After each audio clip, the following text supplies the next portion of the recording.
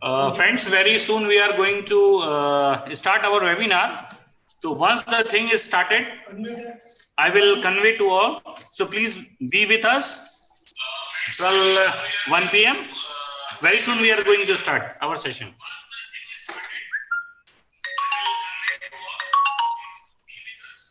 Hello, Doctor. Hello. Sir, I can hear you, sir. Yes. Are you listening clearly? Oh, okay, sir. Okay. Sir, it is available on YouTube also, sir. We are on live. Your all picture are living on the live. Okay, sir. Sir. Bye, sir. दिख रहा है ना, sir? Thank you, sir. Thank you, sir. Okay, sir. Thank you.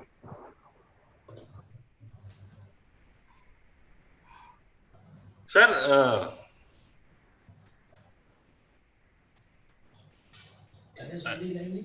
हाँ, मैं उनका आवाज बंद कर दिया हूँ ना. हाँ, बोलिए. Sir, Dean sir, can you hear me, sir? Yes, I am hearing you. No problem. Sir, sir, this is my kind request, sir. Please wear this headphone, sir. So you get the proper voice, sir. Actually, Akash has not still provided me. He is doing some other work. So then No, sir. Actually, I'm. दे दो वहां पे उसको खोल के लगाना है.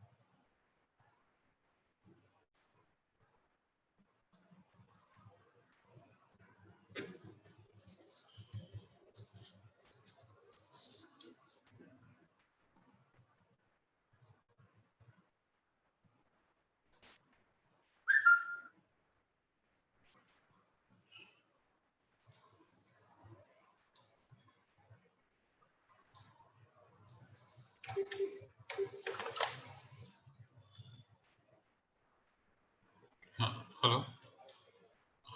अच्छा मिस्सी sir आपको लग गया। ठीक ठीक सर, ठीक सर।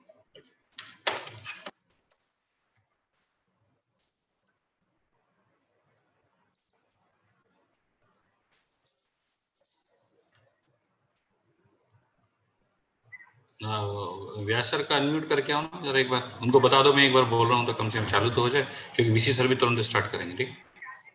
हाँ हाँ हाँ ठीक। हाँ तुरंत करके ना।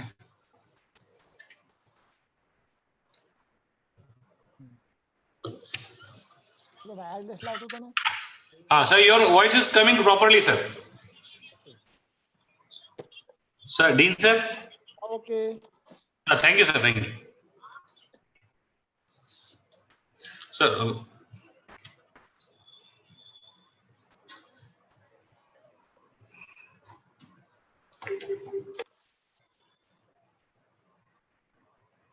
व्यास सर, आप अपना वो ऑन कीजिए, मैं ऑस्टो अनम्यूट बोल रहा हूँ ना सर, देखो आप उसको ऑन कीजिए ना सर।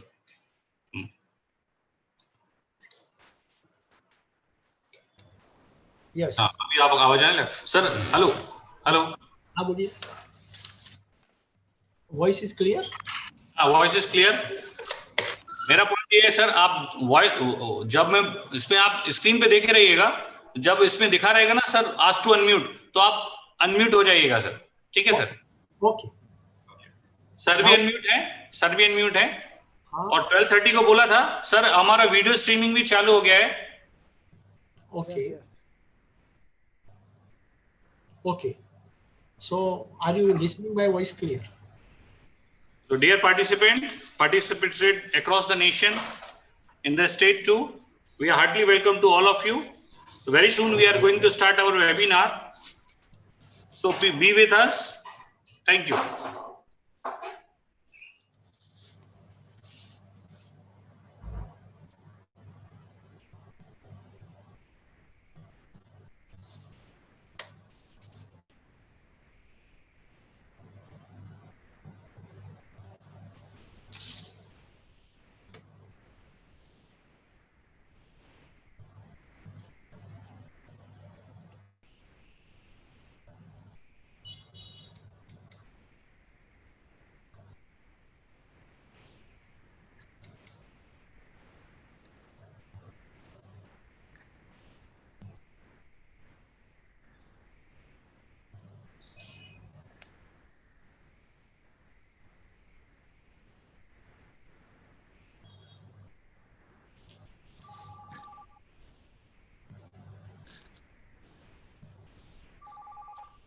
हेलो। हाँ बोलिए।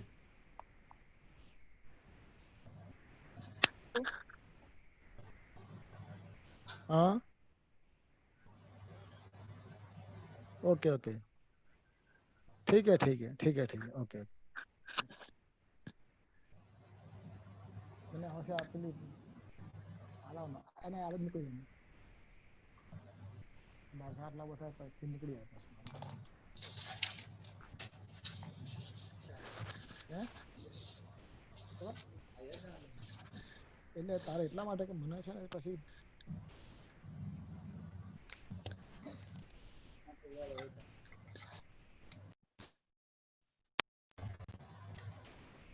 મૂકી દેવા જોઈએ આ એસી કેટલા પર ચાલે 26 પર કરને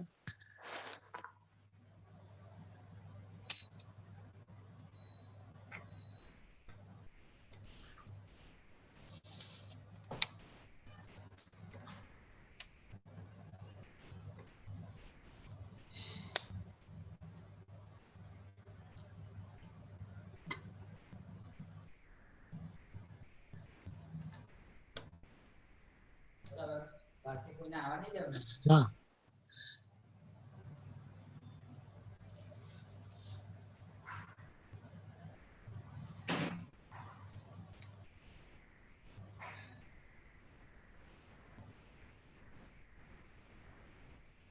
कुछ दिक्कत है तो मैं इधर ही हूँ सर, बाजू में।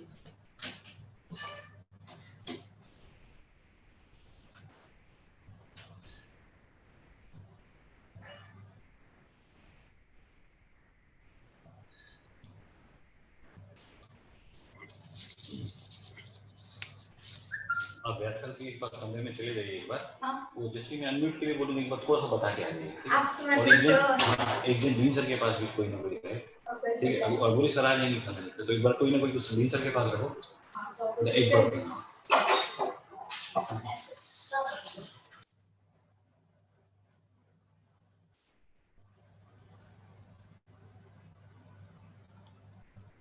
Hello, Dr. Alo.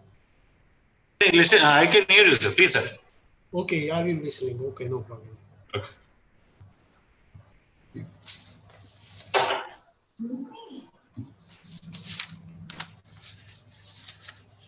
Sir, only five persons are there in a meeting which is unmuted, and rest of the persons are muted, sir.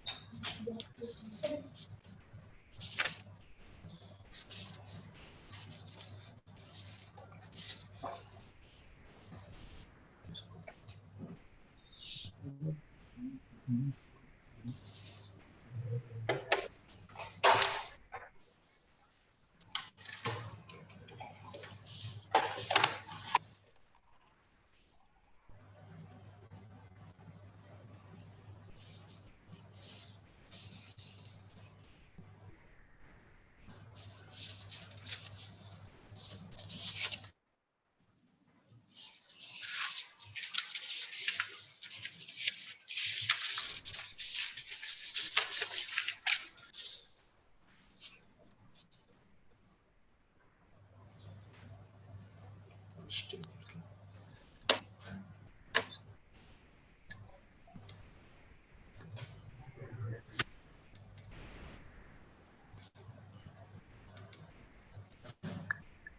Refresh.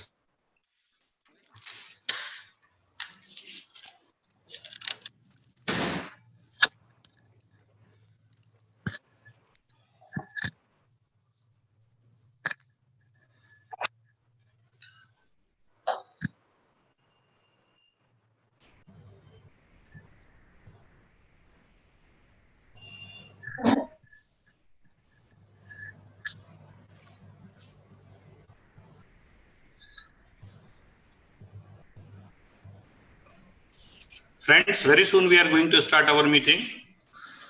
As we know, this webinar is placed looking to the COVID-19 situation in India, and looking to the importance and what kind of impact is there in agriculture field. We are putting this webinar especially related to Gujarat. So the title of this webinar is Addressing COVID-19 Impact on Food Security, Nutrition and Future Livelihood.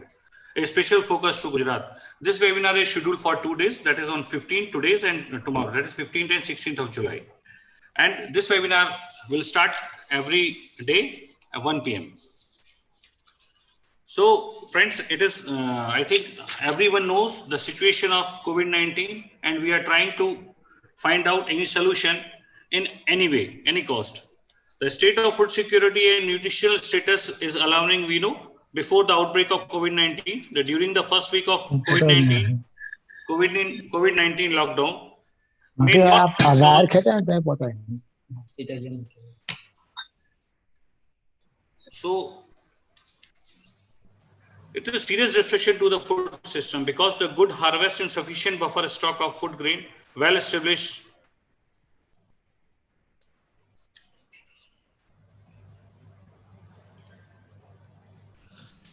The 2-month prolonged buffer stock of food grain and well established public distribution system, the 2-month prolonged lockdown has raised serious concern towards nutrition status of our country. So that are already struggling for maintain the nutritional security and unemployment due to economic recession. So we are very much aware with these things. So in this situation, the digital platform play a very important role. So in this way, the topic of webinar is very effective and informative, in fact, for all the student, stakeholder, agri-entrepreneur, farmers and other stakeholder, by covering all the different topics related to the agriculture and well-known expert in the field of Gujarat. So friends, so very soon we are going to start. So be with us.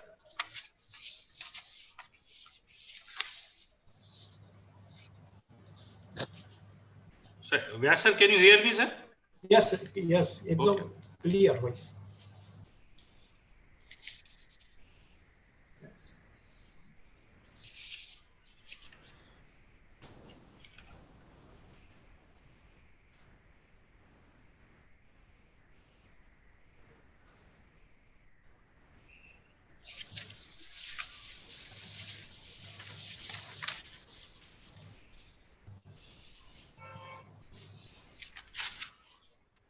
As per WHO guideline, we are expecting the in coming 2 months. It is very alarming, quite alarming, because the peak point will be definitely, and community transfer is already, in fact, started directly and indirectly. And if someone trying to define this COVID-19, so basically is a in COVID-19, or we can say coronavirus, is a complex crisis that affect all aspects of our life, directly or indirectly. In fact, say both immediate and long term, we can see it. So food security in India's post COVID-19 phase will influence the country growth in more ways rather than one. So strengthening the same today with time and a strategic initiative will definitely how India fares tomorrow and will need continued attention.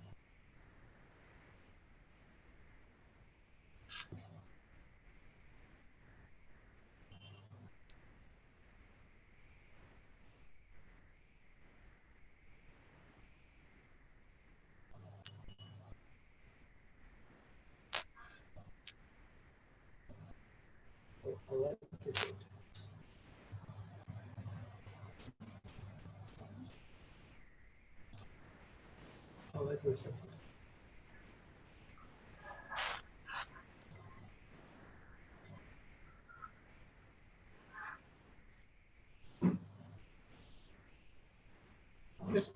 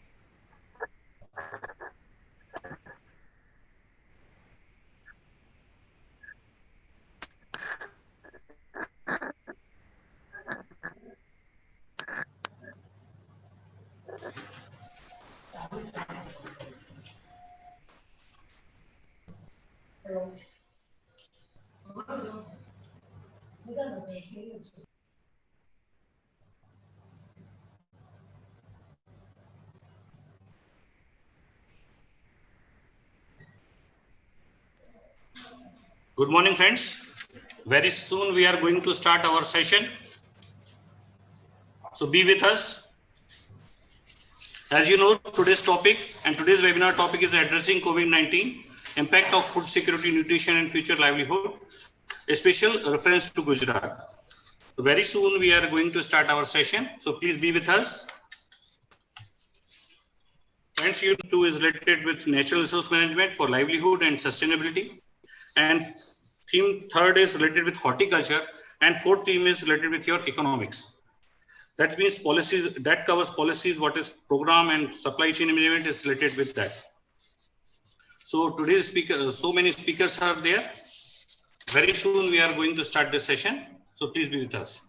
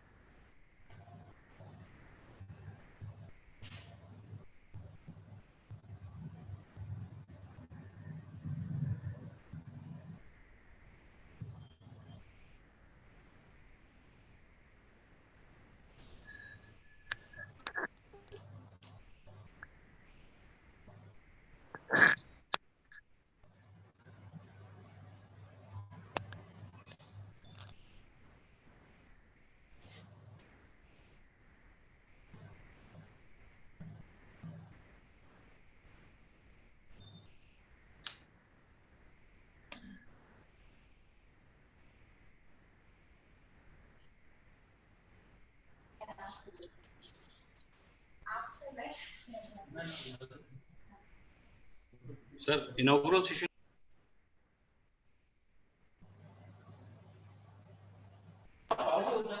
हाँ, मैं sir ये उसके बाद आ सकता हूँ.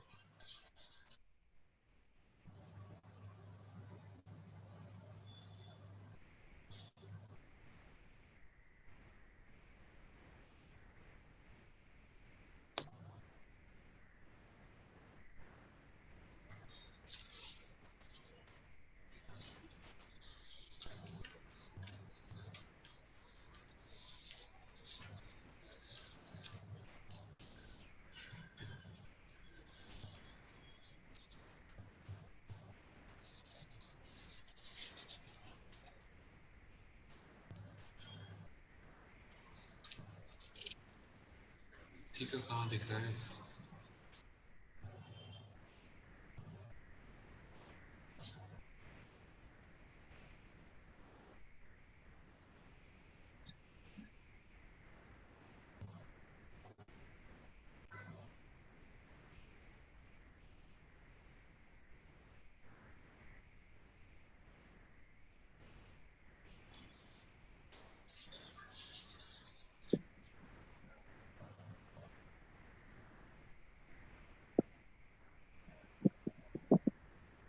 Madam, can you hear me? Yes, I can hear you. Okay. Good morning, madam. Good morning. Namaskar. Namaskar.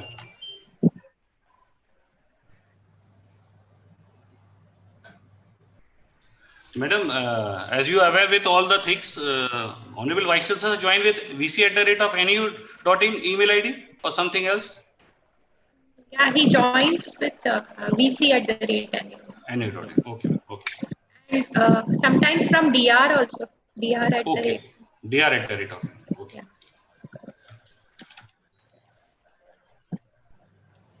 Namaskar, sir. KG Patel, sir. Namaste. Namaskar. Good afternoon. Good afternoon. Good afternoon to everyone. Good afternoon, sir.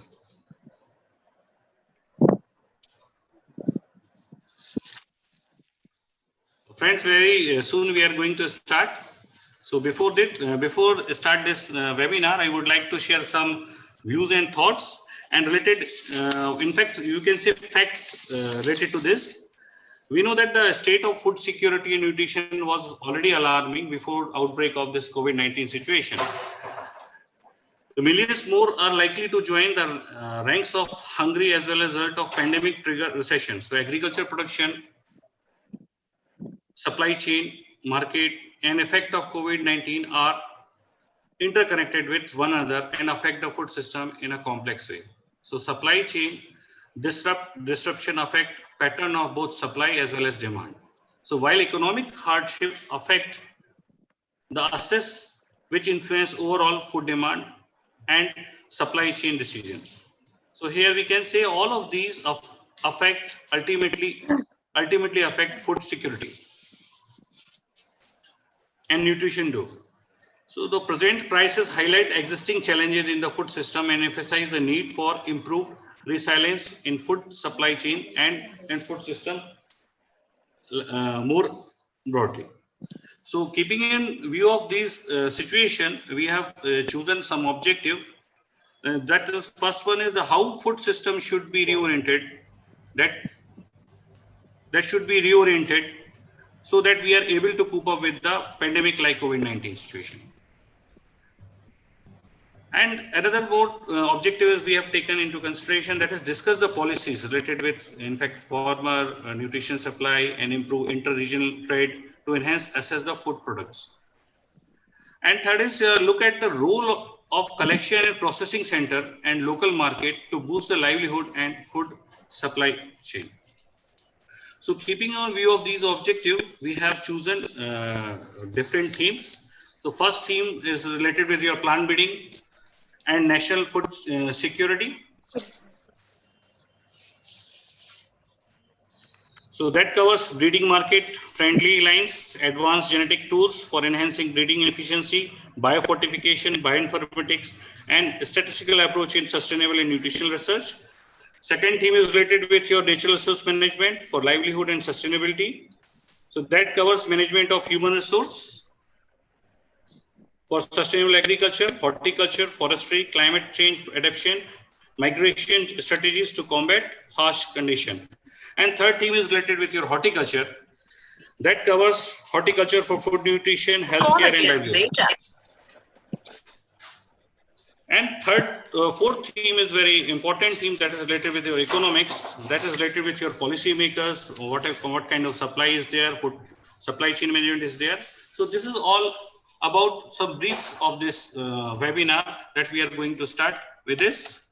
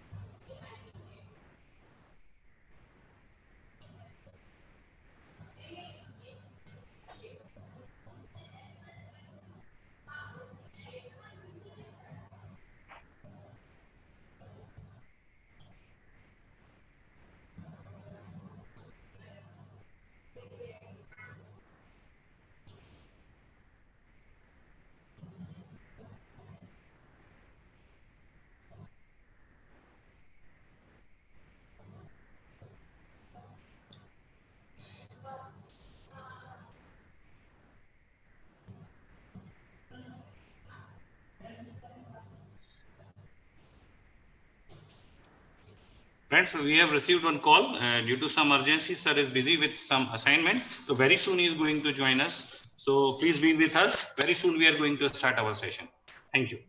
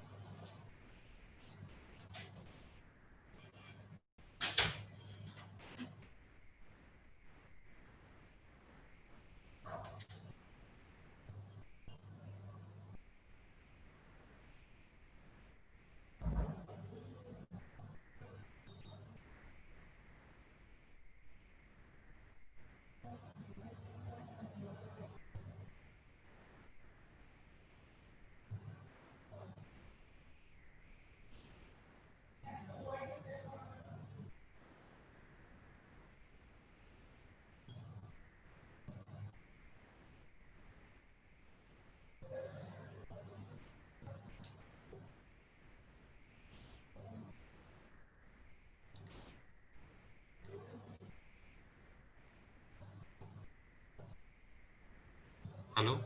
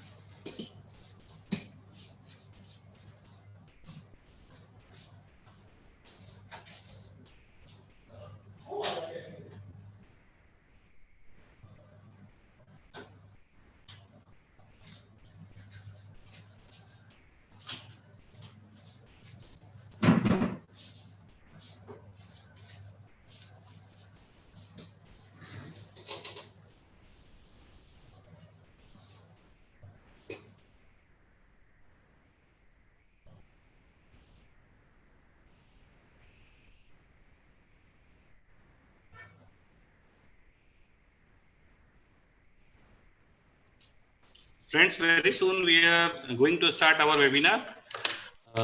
As we know, authorities are there and some already different busy schedules are there. In spite of busy schedule, he is with us. Very soon he is going to join with us. So please have patience.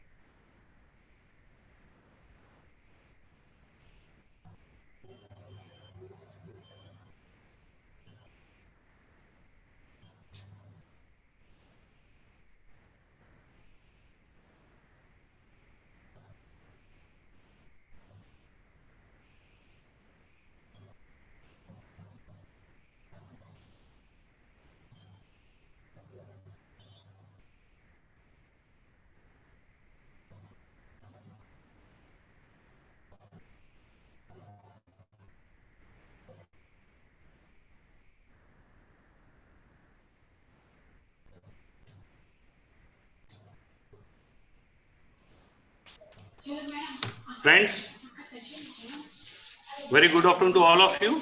As all of our guests and dignitaries are present over here. So I am Dr. Alok Shrivastava, hailing from second oldest city of India, Bharuch, named after Bhragu Rishi, situated on the bank of pious river Narmada. I would like to start this webinar with Ma Narmada Shlok Stuti. Sabindu Sindhu Sustam Tarang Bhang Ranjitam Dishat Pap Jat Jat Kari Vari Sayuktam Kratand Dut Kal Bhut Bhitihari Narmade Todiya Pad Pankajam Namami Devi Narmade Namami Devi Narmade. Namaskar, good afternoon to all of you. Respected Honorable Vice Chancellor Sir, Navsari Agriculture University and patron of this webinar, Dr. S.R. Patel Sir, S.R. Chaudhary Sir, Registrar of this university, Dr. H.R. Pandya Sir, Dean Faculty of Agriculture, Dr. K.G. Patel Sir, my friend and colleague, Dr. H.U. Vyas, Head of the Department, Extension Education and Communication, Dr. S.R. Patel Sir, Head Department of Plant Breeding and Genetics, all eminent scientists and authorities of Navsari Agriculture University, and all dear participants across the state as well as nation. On the behalf of College of Agriculture, Navsari Agriculture University Campus Bharuch, I extend a warm welcome to all of you. Friends, we know that COVID-19 is not unknown for every person. Basically, COVID-19 pandemic is a health and human crisis threatening the food security and nutrition of millions of people around the world. So there is a huge uncertainty about how long this crisis will last and what damage it would be to the economy, livelihood of the people, and availability of the basic healthcare services. So in this pandemic situation, migrant workers were the one who were impacted the most with very little means of livelihood. So strategies in agriculture should be harped in such a way that these migrants should get a source of livelihood and nutritional food. So this webinar, in fact, service got overall response across the state as well as nation. So I am happy to share that around 700 people get registered for this webinar, and all the participant and link through available on JAM as well as the platform which is provided by the NAUIT cell. So without taking much more time, I would like to invite Dr. H. U. S. Sir, is Associate Professor and Head Department of Extension Education and Communication and convener of this webinar also. So for briefing, what is the concept behind this webinar? So H. U. S. Sir, over to you. Thank you. Sir. Thank you, Dr. Alok.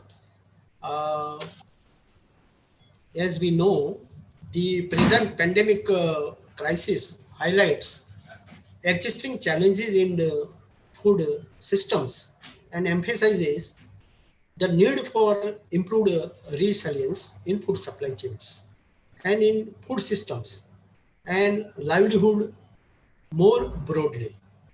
In continuation to this, we have proposed this 2-day webinar on addressing COVID-19 impact on food security, nutrition, and future livelihood, and with special focus to Gujarat.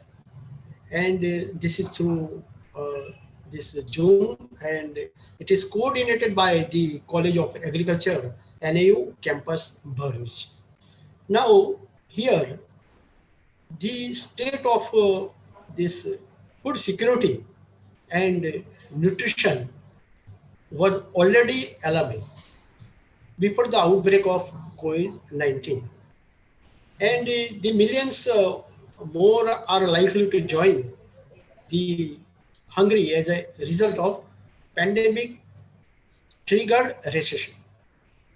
When we are talking about the agriculture, then the agriculture production, supply chains, markets, and effects of this COVID-19 are interconnected with one another and affect food systems in complex ways. Supply chain disruptions affect patterns of both supply and demand, while economic hardship affects access, which influences overall food demand as well as supply chain decisions. All of these effects ultimately affect food security and nutrition outcomes of the state. The present crisis highlights existing challenges in food systems and emphasizes the need for improved resilience in food supply chains and food systems and livelihood. Now, looking to these introductory parts, we have focused on the three objectives. First one is how the food system should be reoriented to be able to cope with pandemics like this, COVID-19. Second one is, what are the policies? So discuss the policies to improve inter-regional trade to enhance access of food products. And third one is, what are the roles of collection and processing centers and local markets to boost livelihood and food supply chain. So looking to these objectives, we have also finalized the different themes, and four themes we have focused on this webinar. First one is on that is the plant breeding and national food security.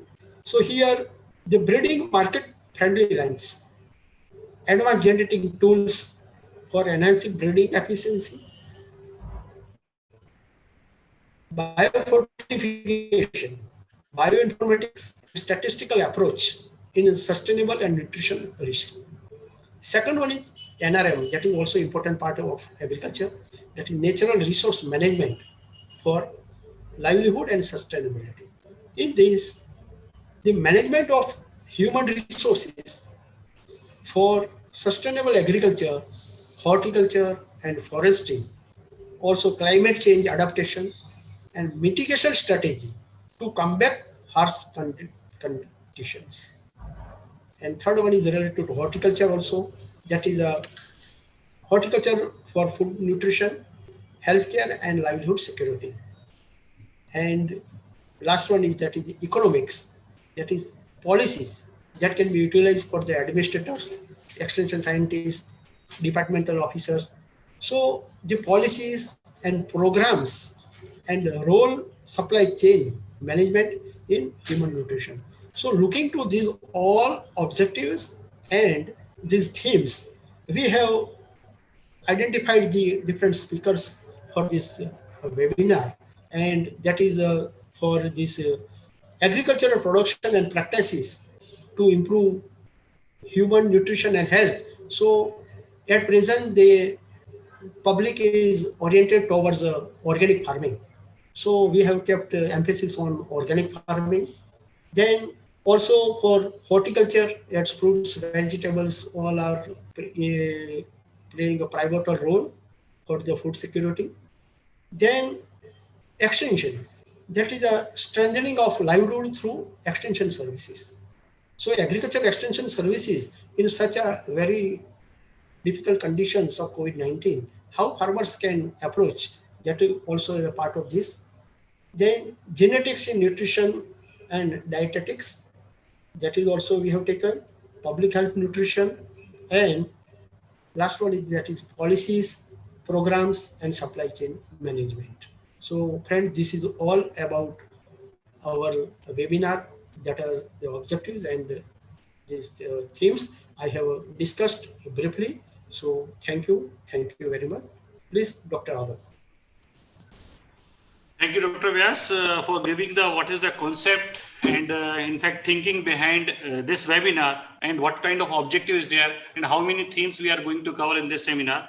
So now time to listen our next eminent personality. So I would like to invite the person who is the in fact true inspiration and Dr. Visionary Dean Dr. KG Patel sir for his kind words and blessing. KG Patel sir. Okay, good afternoon, everybody. Good morning, sir. Today we are having in the seminar addressing COVID-19 impact on food security, nutrition, and future livelihood, a special focus to the Gujarat. Today I am remembering the quotes of our eminent scientist, Dr. M.S. Swaminathan, that if agriculture goes wrong, nothing else will have to a chance to go right in the country. So this is the quote, holds good even at the present days of COVID-19. Before I start my speech, first of all, I would like to heartily congratulate to the organizer for addressing vulnerable topics, addressing COVID-19, impact on a special focus to Gujarat for the students, farmers, faculty, scientists, and other stakeholders in a worthy way. As we are aware that COVID-19 is a complex crisis and pandemic disease that affect all aspects of the life, both immediate and long term. So now coming to the food security. Food security in the India post-COVID-19 phase will influence the country's growth in more ways. That one. So strengthening the same today with timely and strategic initiatives will define how India fare tomorrow with continued attention. Friends, looking to the past experience, crisis, particularly from the Ebola virus disease outbreak in West Africa in 2014, we are victim that, and it has indicated the significant impact on movement, restriction, and disease containment efforts on food production and access, and the importance of maintaining and unscaling humanitarian food security intervention for the most vulnerable populations, alongside the health sector's effort to avoid disease spread. As far as today's webinar, I have seen the topic and experienced speaker of different fields in the nation and outside. The nation for the webinar are more relevant and will get success in delivering the message among the students, farmers, faculty, scientists, and other stakeholders in many ways and cover many more dimensions. Dear friend, our chief of the UN, Antonio Guterres, have warned us that nearly 49 million more people are likely to fall into extreme poverty this year due to the COVID-19 crisis. And every percentage point drop in the global GDP would mean hundreds of thousands of additional children will have stunted growth. And moreover, the Secretary Antonio also warned out that there is a more than enough food in world to feed our population of 78 billion people today. But today, more than 820 million people are hungry, and some 144 million children under the age of 5 are stunted, and more than one in a 5 children worldwide. Our food systems are failing, and the COVID-19 pandemic is making things worse at the lunch of the policy. So this year, due to the COVID-19, some 49 million extra people may fall into extreme poverty line due to the COVID-19 crisis. The number of the people who are acutely food or nutrition insecure will rapidly increase. And every percentage point drop in the global GDP, means an additional 0.7 million children will increase every year. He said, adding that even in countries with abundant food, there are risks of disruption in food supply chain. The friends, as you know, that India is a self-sufficient into food. We are having a sufficient food to provide our country people, and our honorable Prime Minister has also provided the food to some poor country also in the during the COVID-19 period. This is fact. Even though if this situation prolong and there will be a chances of disruption in the food supply chain, so people, the below poverty line people will have a problem to access the food also. So looking all these things,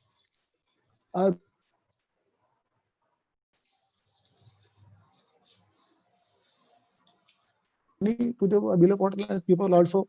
During COVID-19, government had distributed the kits in form of the wheat, rice, and food to the poor people also, and 500 rupees in the bank accounts of the household mahilas also. So many initiatives taken by the our governments also in to combat the COVID-19 situation.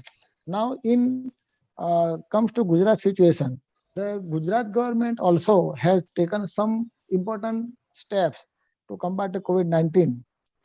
Now, agriculture is the backbone of our country and for the Gujarat also. So, our government has provided some special incentive to the farmers, so they can have a very good food production. In that, the repayment of short-term agricultural loans from 31st March to 31st July, resulting around 24 lakhs 21,000 farmers will be benefited from the decision. Similarly,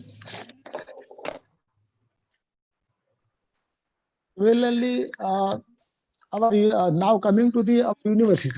Our university has also taken some step to aware the student, farmers, stakeholders, and faculty also.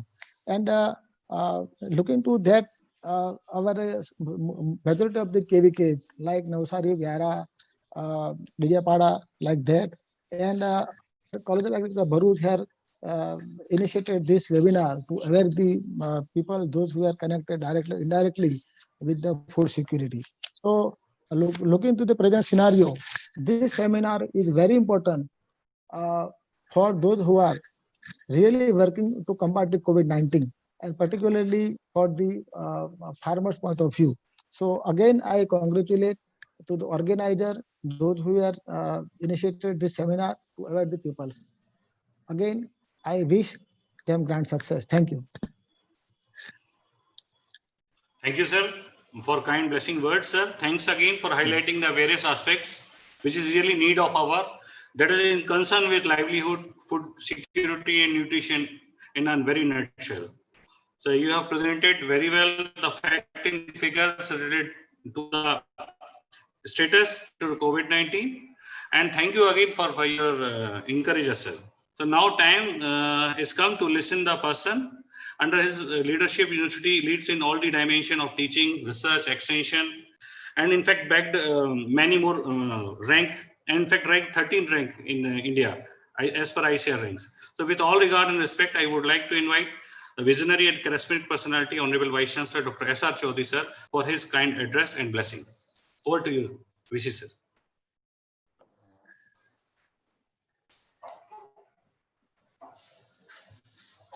Okay, thank you, Dr. Alok. Sir. So first of all, I take this opportunity to congratulate the organizers, Dr.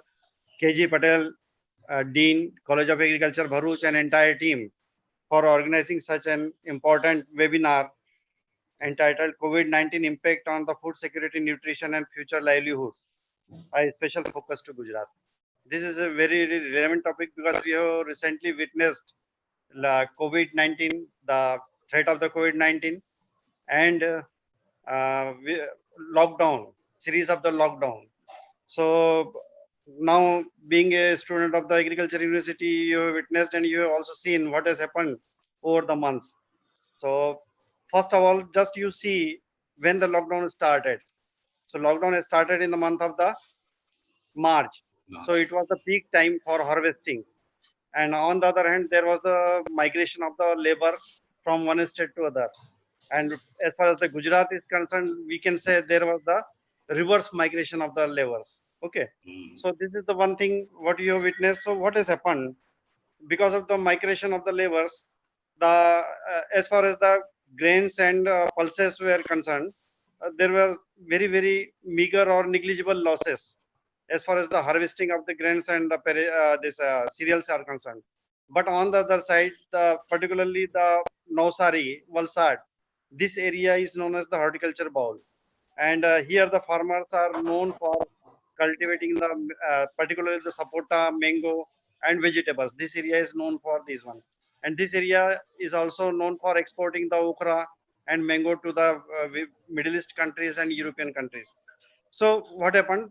If you see the vegetables and fruits, because of the complete suspension of the transportation, the farmers of the South Gujarat could not uh, either first this one harvest the fruits and vegetables, and secondly, if they could manage harvesting somehow, they could not transport it to the rest of the country, and they also failed exporting vegetables and fruits to the Middle East, European, and even American countries.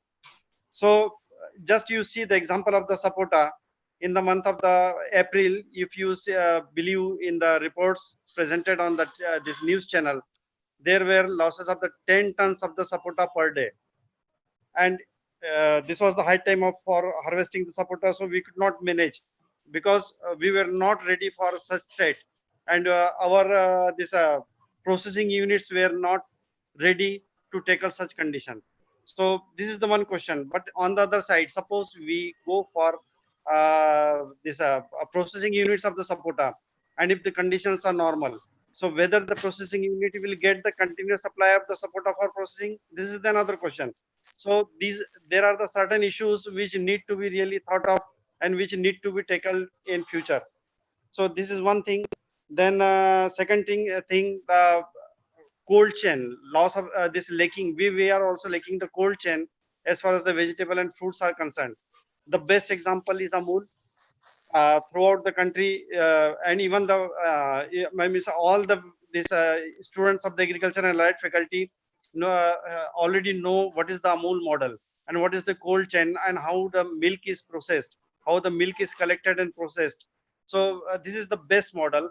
So we can think of such model. We can say think of such cold chain for fruits and vegetables in future. It may be, it may not be too huge, but small processing unit can we think of the this installing the primary processing unit on the cluster basis to minimize such losses. So this is the another area where we need to focus in future. And second, another thing that what I told about the reverse migration of the laborers. So this is the another opportunity when the uh, this most of the people migrated from the cities to the rural areas, from the urban to the rural already migrated, just because of the lockdown and loss of the jobs in the cities. So now it is the high time for this agricultural universities policymaker to encash this situation. So how to attract the migrated person into the agriculture field? This is another aspect. So can we think of this smart agriculture? Can we think of this efficient tools to make the hard agriculture into the smart agriculture? So if we can do such thing, the people migrated from the urban to the rural area can be retained. This is another option. And third thing what we where we can strike is the government has already liberalized selling of the farm produce. Now the farmers are liberal to sell their product throughout the state. They are not now bound to sell at a specific period, a specific platform. So this can also be encased. So I request our agriculture graduates and postgraduates, can you join this farmers, a group of farmers on the e-platform, so they can learn and they can sell their product directly to the consumers. So this is the area where we can target. So suppose you link this sapota producers or mango producers on a platform, and they can use the social media for selling their products. So this is how we can help our farmers, and we can make our farmers prosperous. These are the few things I wanted to share with you. And once again, I take this opportunity to thank the organizers. And on behalf of NU and my own behalf, I welcome all the participants. And I also welcome the various guest lecturers from Navsari Agriculture University and lecturers who will be imparting their knowledge to you, like Dr. Rakesh Srivastav, who will be joining, who will be delivering the lecture. And also there are the other persons like Indivar Prasad and Nagaraj Reddy. So organizers, once again, from Directorate of Research and on behalf of Vice Chancellor, I congratulate you. You have chosen a correct topic, and you also selected the leading lecturers who have enough knowledge in their field, and definitely the participants are going to be benefited. So once again, thank you very much, and wish you all the best. Thank you.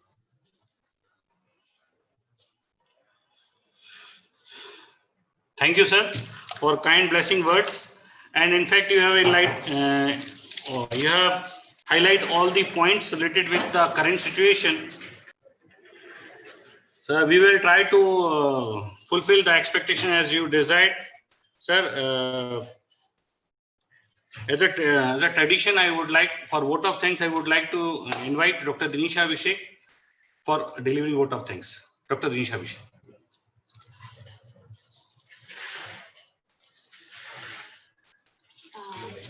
Hello. Thank you, sir. Good afternoon. It is my proud privilege to propose the vote of thanks on today's virtual meet. I profusely thank our Honorable Vice Chancellor, sir, for his kind words of encouragement. Sir, we are humbled and truly fortunate. Your inspirational speech pointing out various mandatory issues will surely motivate the bright minds of future researchers and innovators to shape up the next stage of development, besides also helping us to organize our research, pointing your views. I am also grateful to our registrar, Dr. H.R. Pandya, sir, for his presence. My gratitude to our Dean, Dr. K.G. Patel, sir, for his guiding vision and always being the pillar of strength. Nation develops on the might of education, and you have touched and changed the lives of generations of students. Thank you, sir, for being the catalyst of change for so many of us. I take this opportunity to thank our convener, Dr. S.R. Patel, sir, and Dr. H.U. Vyas, sir, for their support, which has always been forthcoming. I also thanks to our IT cell members, Navsari Agriculture University, for providing us technical support and know-how. My sincere thanks to Dr. Alok Srivastav, sir, for his welcome remark and taking this event from copy to computer. Our organizing team member, Dr. Netravati and Dr. Rakesh Dhandukia, sir, Assistant Professor in Department of Genetic and Extension Education and Communication. Sorry, it's my department, so I just mingled on. Extension Education and Communication have always been in the forefront of every activity. I propose my sincere thanks to them too. And now finally, on behalf of our whole team, I pay a special thanks to all the participants for such numbers and trust on us. Now, with the due permission of our chair, we will move towards the technical session of this event. Sir, shall we?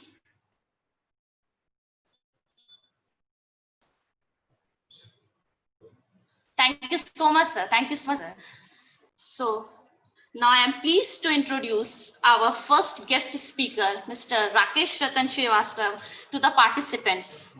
Mr. Srivastav is currently working as a nutrition program manager in an international NGO based on Sudan.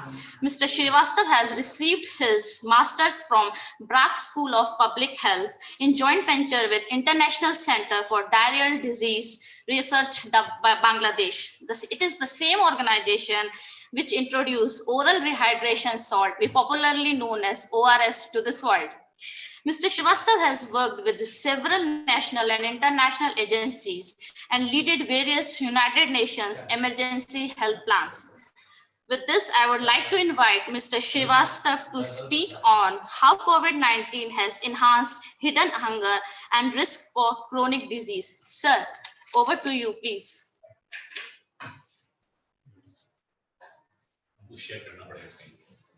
Sir.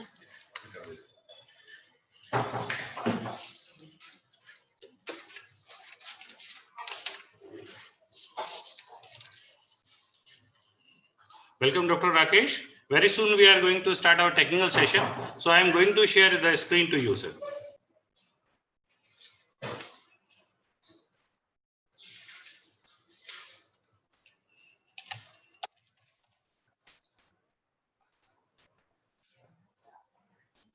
Sir, you are now host. You can start your presentation.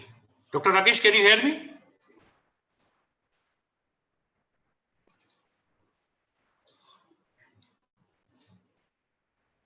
Rakeshji, can you hear me? Yes, I can hear you. Okay, so I am transferring the things to you. Okay, sir. Please share your screen. Okay, sure.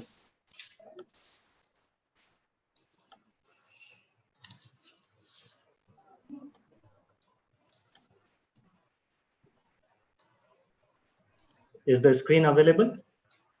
Yes, screen is available, sir. You are visible and audible also. Okay.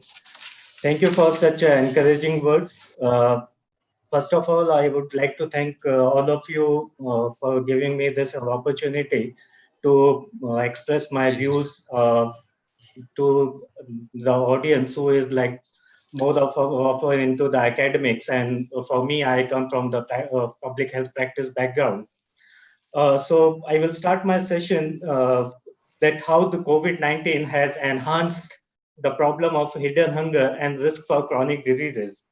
So, and this is the only, I will not only highlight the issues of what problems which has been enhanced, but I would also like to give some clues. I would also like to give you, hello? Yeah, we can hear you, sir. Okay. So please unmute yourself. Please unmute. Rakeshji, please unmute. Yes, unmuted. Okay, but your screen is, your presentation is not started yet. Yeah, I have started. But it's just not displaying. Anyway, sir. Just a minute.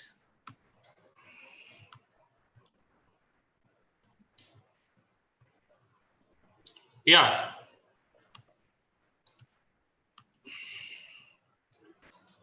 Yeah, it's visible to all of us. Is it okay now? Yeah, it's okay. Okay.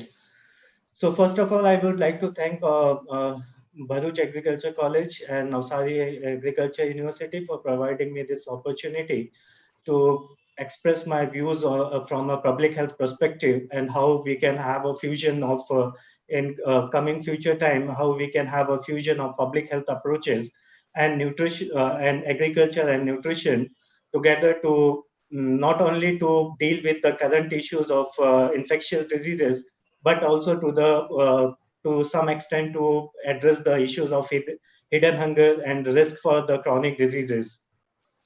So I would like to start my presentation by giving you an outline. So we will go through what is COVID-19. Is it a public health problem or not? We will look into the framework of malnutrition. We will look into the malnutrition types, and then we will touch base on the concept of hidden hunger, chronic disease, mental diseases. In some shortly we call it triple burden of diseases. In short, we call it triple burden of diseases. Then we will look into some of the approaches that we can use to address this triple burden of diseases. And then we will look into in depth detail what nutrition sensitive agriculture can do to address this type of issues. So if you look into the definition of public health from the perspective of public health, So public health is a science of protecting and improving health of the people and the communities. So any problem which is impacting the health, impacting the improvement or protecting the health of a community is called as a public health problem. It can be categorized in the several categories. Basically, I have tried to give you an overview of five categories. Sporadic public health problem, that means like one or two cases in a given society. Like the example is blood cancer. Endemic means with the geographical area which is at the risk of any infectious disease, like say for example malaria, malnutrition, elephantiasis, and other diseases also. Cholera is also one of them. Epidemic is the certain increase in the number of cases which was not expected normally. So that is an endemic. Or outbreak will be, it's same like as endemic, but the area will be smaller in the geographical area. So often we hear that outbreak that there in XYZ community there is an outbreak of measles. So this outbreak will be limited to a very small area. So, and the next is pandemic. When there is a high number of cases, when the sudden increase in the number of cases which is beyond the boundary of one's country is called pandemic. So if you look into this definitions, so we can easily say that COVID-19 is a pandemic.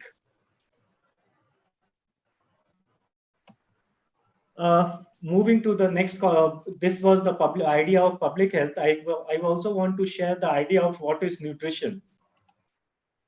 So if you look at the nutrition, it's a balance between what is the nutritional requirement of an individual according to the life stage which she was in, is in, and what is the in compared to the requirement, whether he or she is meeting that requirement by food intake or not.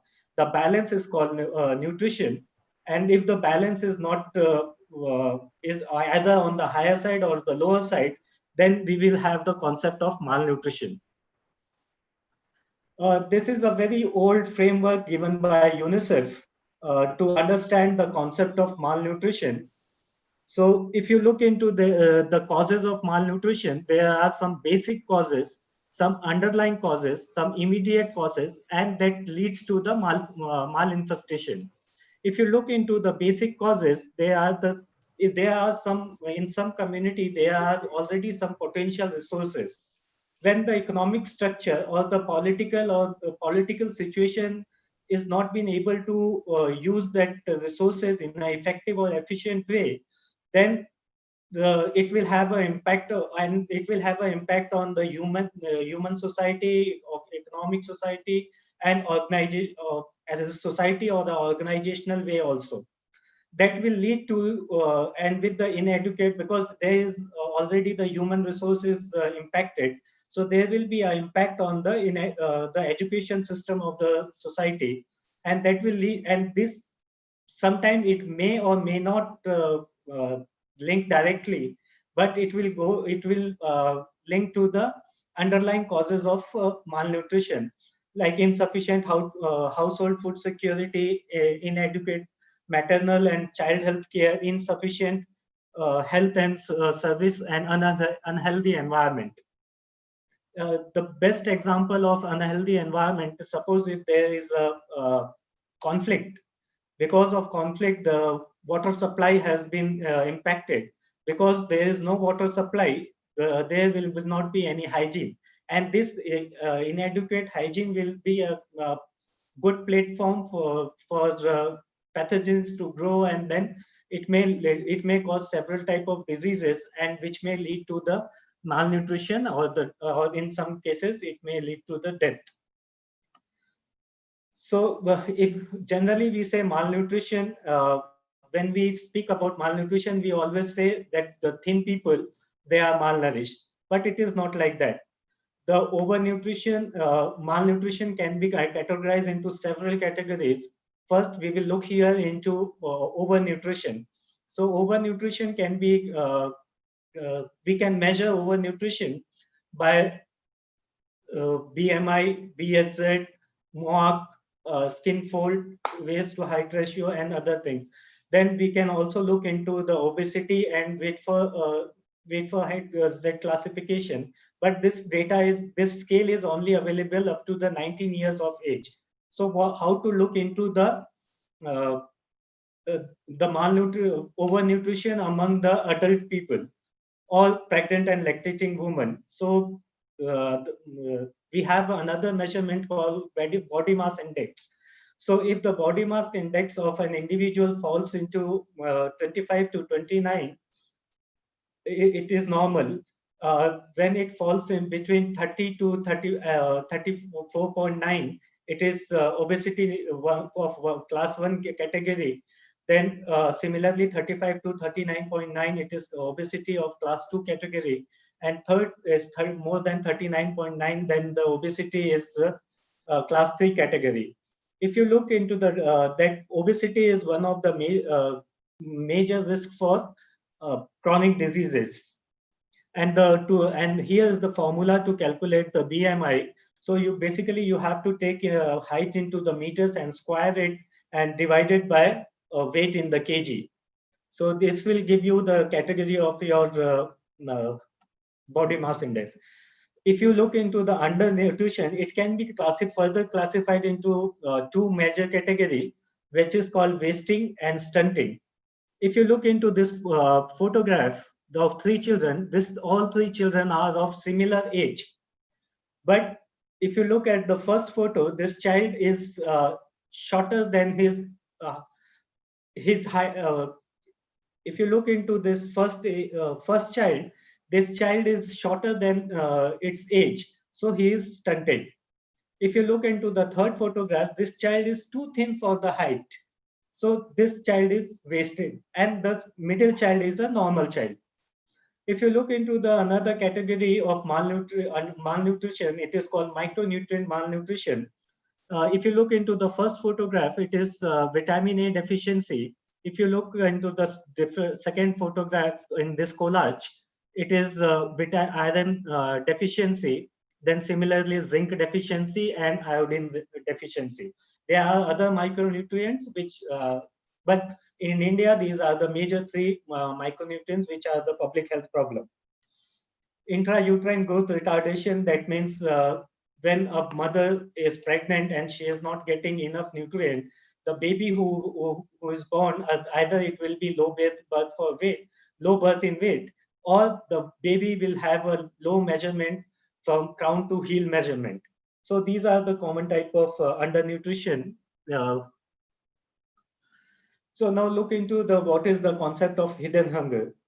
So basically, hidden hungers are the lack of micronutrient. Micronutrients are those nutrients which are essential to be absorbed by our body, but they required in a very small quantity, but they are essential for the essential body functions. If you look into the definition of chronic disease, broadly is a condition that lasts for more than a year and require medical attention or limited activity in the daily living or both. So if you look into the example of chronic disease, one of the major chronic disease which India is facing is diabetes, and then arthritis and other diseases also, cardiovascular heart diseases, lungs related cancer. These all are the example of chronic diseases. If you look into the mental health, it is also one of the upcoming public health problem in India. But unfortunately, our public health system is not ready to deal with mental health issues. So mental health includes the emotional, psychological, and social well-being. And if you look into the article published in the Lancet is a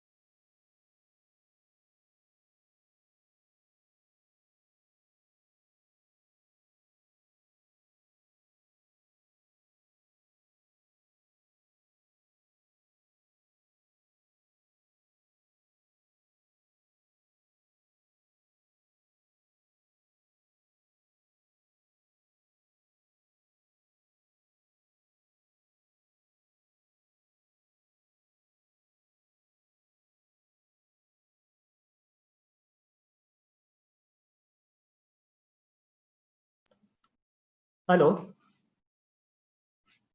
Hello.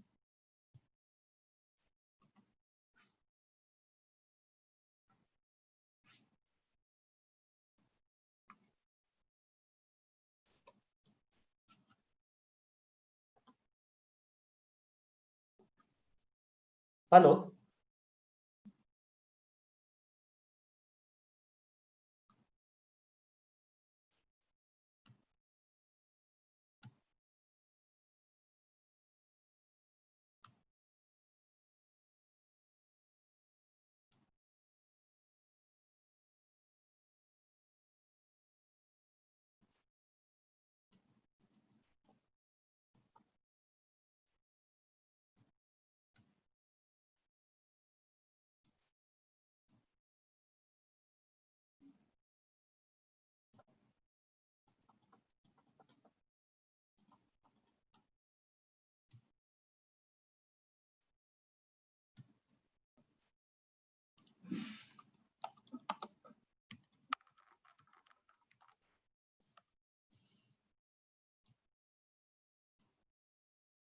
Hello.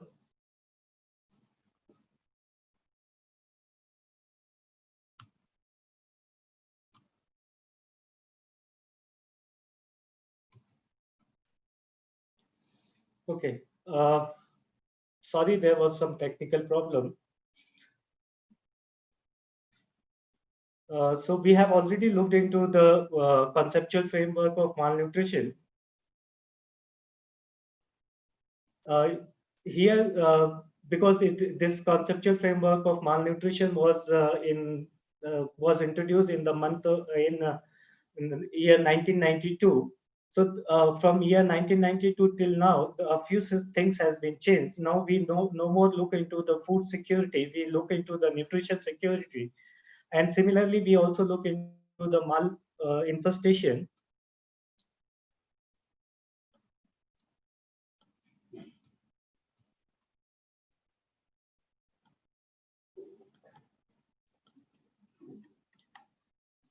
Similarly, we look into the malinfestation because it is malnutrition is not only related to infectious disease. If you look into the Barker's hypothesis, which was shared by one of the scientists based on the analysis what he has done after the Bengal famine, it says that the child who is malnourished during his childhood age will have a high risk of developing chronic diseases in his adulthood. So it is not only the childhood which will be affected by the malnutrition, but it is also the adulthood which will be affected by the malnutrition. So if you look into the nutrition sensitive approaches and nutrition specific approaches as a public health intervention, so in nutrition specific approaches, we treat malnutrition, and we treat comorbidities like worm infestation. We do prevention activities also like infant and young child feeding and dietary diversity. Then there is also a platform for supplementation, which includes, like for example, vitamin A supplementation, iron folic supplementation, zinc supplementation, etc. Industrial fortification. The best example for industrial fortification is adding iodine to the salt.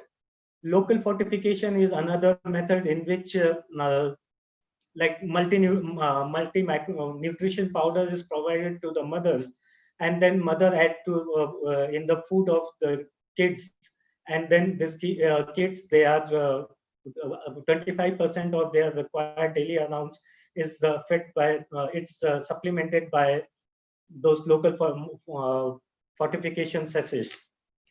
Here the main what is related to agriculture, I would like to focus here more. For the nutrition sensitive agriculture, that includes livestock, pisciculture, and retrieving old food basket, like improving the crop, for example, flax seeds, finger millets, foxtail millets, and Niger. These all crops were used in the past time, but now because that time these crops were not having good market value, so people have stopped cultivating it, and then they switched to switch to the more advanced crop. Similarly, we also need to look into the some of the non-cultivated food items, which are very popular in some parts of the area, like bamboo shoots. If you go to the Chhattisgarh or northeast part, bamboo shoot it has been looked at as a good source of protein. In Gujarat, spike gourd, commonly known as kakora, is also consumed, which was a wild crop, but now it has been cultivated in Gujarat. Similarly, if you go to Bundelkhand area of Madhya Pradesh, you will find cherry tomatoes. Then moringa, we are not doing justice to the moringa crops. Yams, there are many types of yams which has been used by our forefathers or ancestors. Then we have mushrooms, pulsarine, and many type of, and then the specialist seeds. If we go to buy pumpkin, we will ask the vegetable vendor to remove the seeds, and we will come with the plop only. We will not take the seeds. But when these seeds are fried and sold into the bakery shops, we will buy those seeds and we will consume them. Similarly, gums. We all know the editable gums are a good source of energy and micronutrient. But we will give this gum laddu only the time of delivery, but that is not a part of our regular diet. Here also, I would like to draw your attention on some of the non-cultivated food items like apiculture. Commonly, we look into the honey part, but what about pollen? What about propolis? If you look into some of the tribal areas, they consume red ant and white ant to cope up with the sickle cell anemia in the part of Chhattisgarh, Jharkhand, and Odisha. There is a huge platform where the agriculture can play a role to cope up with nutrition, hypertension, and up to some extent in the chronic diseases also. That is biofortification of the crops. I think that you have a better resource in your university to explain what is a biofortification of crops. More research on the impact of improved crop should be looked into, not only on the population. It should be looked into the individual perspective, economic perspective, and social perspective. And then more of the extension work needs to be done to scale up such type of pilots. This is not the exhaustive list, but what I thought, these are some of the areas which we can look into. Why we need to look into the nutrition sensitive agriculture. If you look into the study which is published by National Institute of Nutrition in 2017, it says that whatever food we are consuming today is less nutritious than the food what we were consuming in 1989. Like for the example, the protein level of beans is by 60%.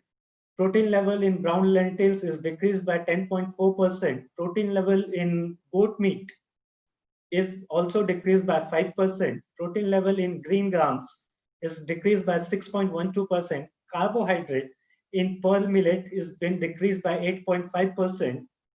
Carbohydrate in whole wheat is also decreased by 9%. Vitamin B1, iron, and zinc in tomatoes has decreased from 66% to 73%. And that's why here in my previous slide, I was mentioning something about cherry tomatoes. So those tomatoes we can look into, and then we can use some of those genes to cope up with this decreased micronutrients. Then in the green tomatoes and in green apples, iron has been decreased by 60 to 76%. In the cabbage, in sorghum and barley and maize, vitamin B1, iron, and B2 is decreased or has also been reported to be decreased. It was been asked that why this nutrition has been decreased. So the one reason which was highlighted by the Indian Institute of Soil Sciences, Bhopal, that the soil itself is micronutrient deficit. Like in the soil compared to 1989, it has zinc content has been decreased from 18.3%. Boron is decreased by 2.1%. Boron is one of the micronutrient which improves the thinking function of an individual. Iron from 1.6, it has been also decreased to by 5-6%. Magnesium iron by 12.1%, and then calcium, copper also has decreased. There was another school of thought which was given by AIMS.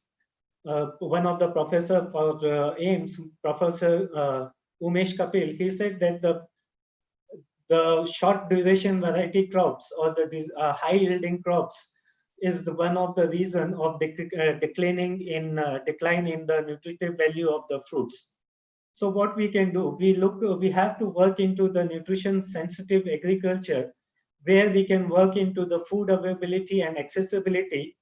We can diverse and produce, we can produce more, and we can make our crops more nutritious by using biofortification or using organic methods or going back to the traditional crops. If we do all these three interventions, then as a result, we will get a healthy, well-nourished population, social and economic developed society. So with this note, I will end my presentation, which says that public health nutrition is a cup of tutti frutti, a mix of nutrition, agriculture, anthropology, research, epidemiology, WASH, environmental health, sports, extension, education, and health, and many more sectors. So with this note, I just want to thank all of you.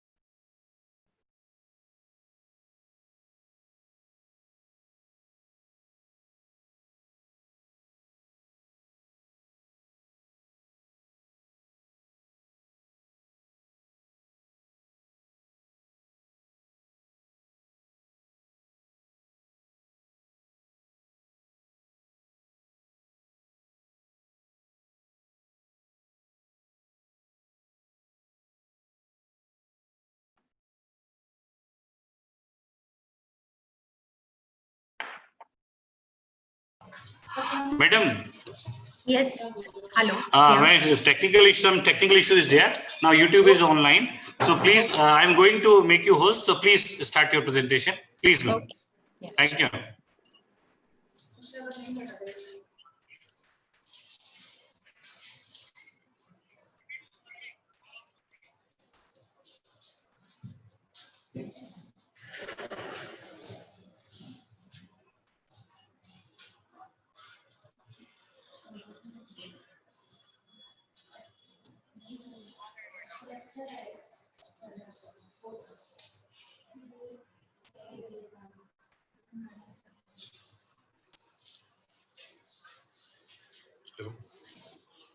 Hello.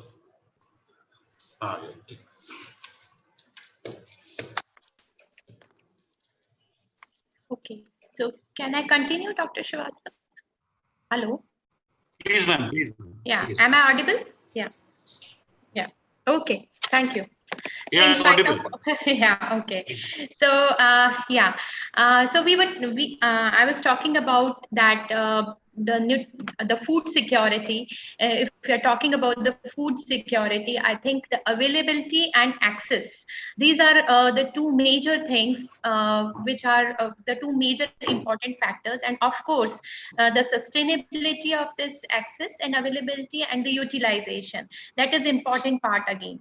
But as far as the availability and access of food is concerned, this depends a lot upon the supply chains, how the supply chains are managed. So this concept of supply chain management and its importance in agriculture sector is, as we know today, that today everyone is talking about the food supply chains, agri-food supply chains. So why? Because when this pandemic occurred and when the lockdown measures were announced by the government, everyone rushed to keep their stocks of the essentials, that is the staples, grocery, and the essential fruits and vegetables in the house, so that they can secure the availability of the food for the family. So how this has so at one end we are concerned about our health, and other end we are also concerned about the maintaining the proper supply of our food and rations at home.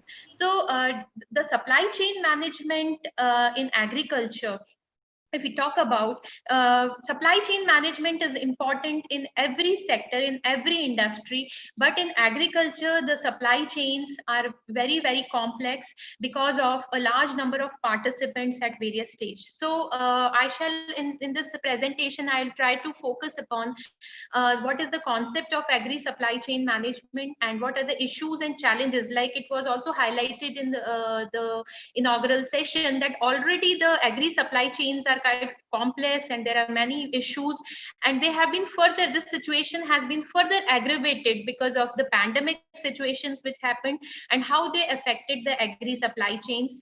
And because we can't lose hope in spite of all this, and we need to come out with innovations, measures, and various coping strategies. So how to deal with this pandemic situations and how to make our supply chains even more effective in this situation, so that we can deal with the challenges of providing the good livelihood to our farmers, to our population, as well as also to ensure the food and the nutritional security of our population, of our large country. So when we say supply chain, first of all, we need to understand what do we mean flow and movement of goods from the producers to the final consumers. Actually, when we talk about the supply chains, then there is a production side and there is a consumption side, and there are many stakeholders and participants in this supply chain, whether it is of any industry, which, and the objective of the supply chain is to coordinate and to maintain the interrelationships between the various stakeholders in the supply chain, so that ultimately the supply and the demand can be matched with each other and in the most cost efficient way. And the objective of any supply chain is to finally meet the final customer requirements.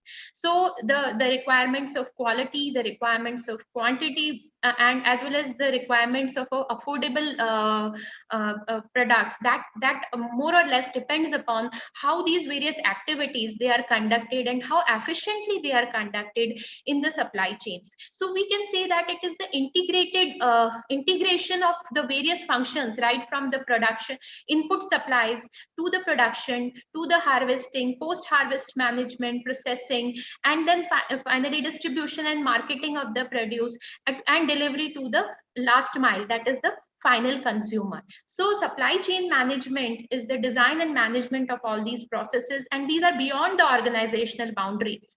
So organizational boundaries of the participants. So the matching the demand and the supply in the most efficient manner is the objective of the supply chain management.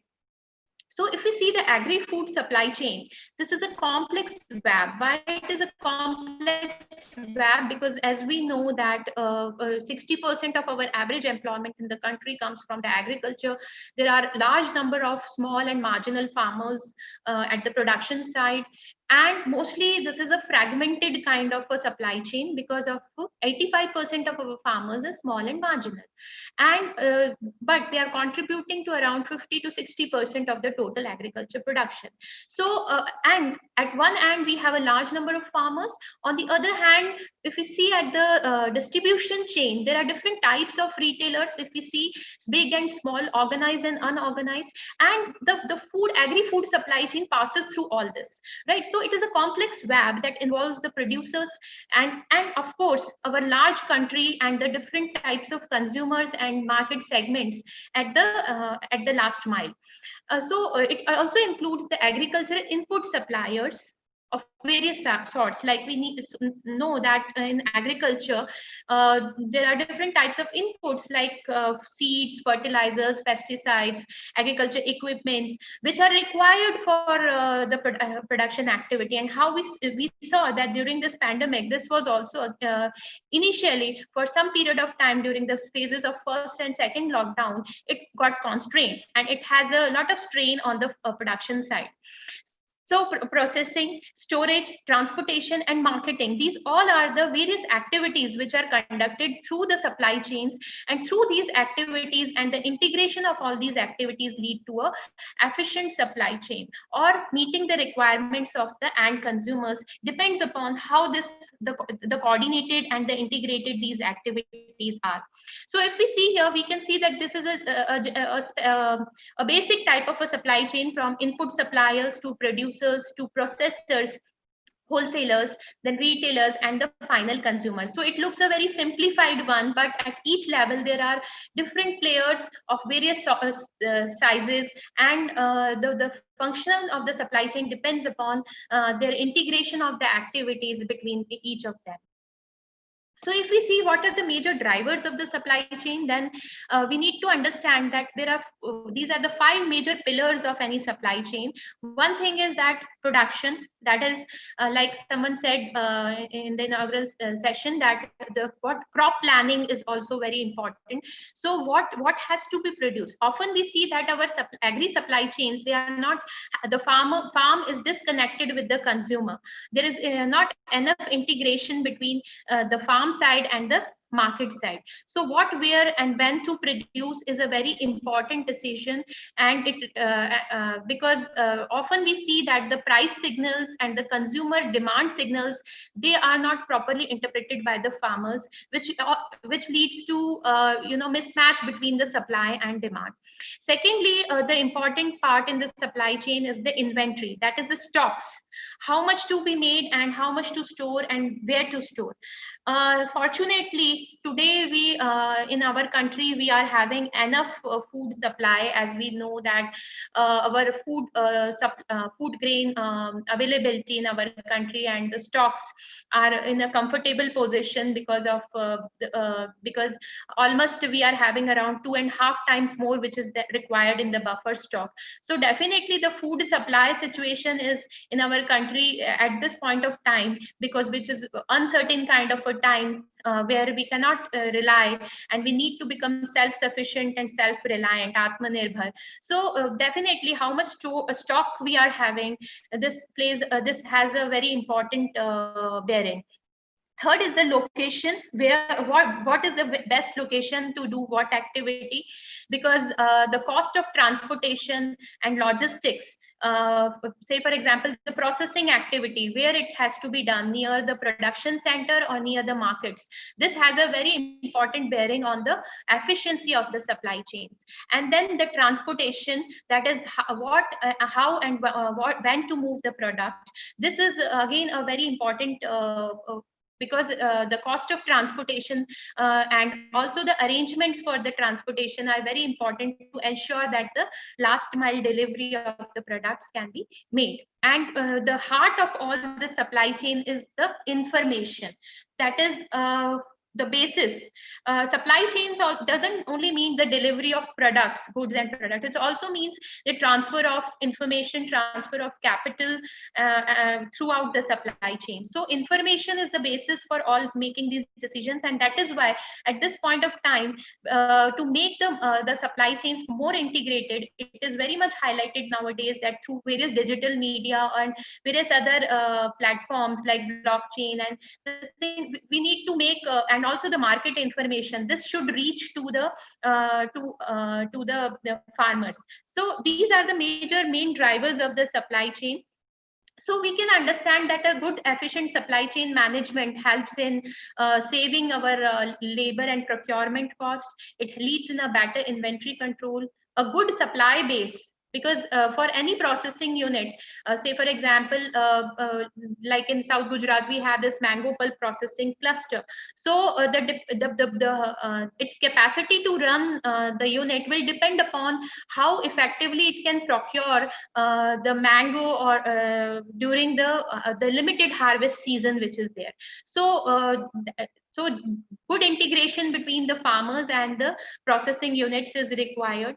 Then a good understanding and a good integration between supply chain management also helps understand, it gives us better information on the customer taste, needs and requirements. Like we have seen in this pandemic time that many FPOs, farmer producer organizations, they took this opportunity, they branded, packaged and labeled, they branded and packaged their goods and made them available to the housing societies directly, so that the requirements, because the consumers are not comfortable coming to the market, so they are ensuring the home delivery through their pickup vans and all.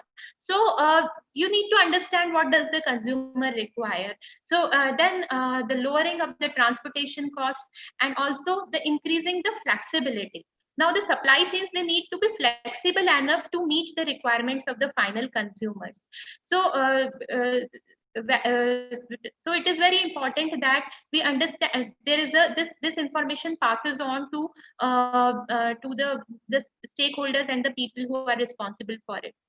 In the present times, when the tracing and tracking and traceability has become very important and an important feature of the supply chain management, as we go for more and more, if we want to export our produce, we'll have to develop the mechanisms of giving the information on quality, finding the origin of the produce, so that we can have better traceability in the system. So a good supply chain management helps in better recall management also of the product if required. And the overall advantage is that it improves the performance and the profitability. So if we talk about the agri supply chains, there are basically two major types of agri supply chains. One is for the fresh agriculture products, like the fruit, vegetables, and milk, fresh milk, etc., where ensuring that the product reaches to the consumer in the fresh form is very, very essential. So like the example of Amul was given, that how the Amul is ensuring that as soon as this lockdown was announced, and there was a panic amongst the consumer that whether they will get the supply of the milk and not. And at that time, we saw the MD of the Amul coming out and saying that that we have kept our supply chains functional and will ensure the reach of milk to each and every consumer. And the government also supported the agriculture sector, particularly by giving exemptions and keeping the supply chain moving for the fresh agricultural products. Right. So second type of supply chain is for the processed food products. So definitely in the processed food products, there is a processing sector which is definitely involved, and the raw materials are procured and their added value is done, and conservation and conditioning processes are done to extend the shelf life of the product. So if we come to the issues which are already there in the agriculture supply chains, and we have already been talking about them from so many years, that is our current popular supply chain, if you see here, that is, it moves from the farmer to the consumer. If you see, there are at least 6 to 7 levels in between, and there are many intermediaries. And if we see that actually there is no supply chain, this is totally fragmented, and each activity moving on its own, right? So we can say that it is highly unorganized, fragmented, inefficient, and there are high transaction costs and high losses at the stage of this. So when we are talking about the food security, we also have to draw our attention to this factor that there are huge post-harvest losses in our supply chain. So at one end, even though if we have our farmers who are the real heroes, they are producing a bountiful harvest, but at the same time, our post-harvest losses are so much that this is a situation which is alarming for if we are talking about the food security.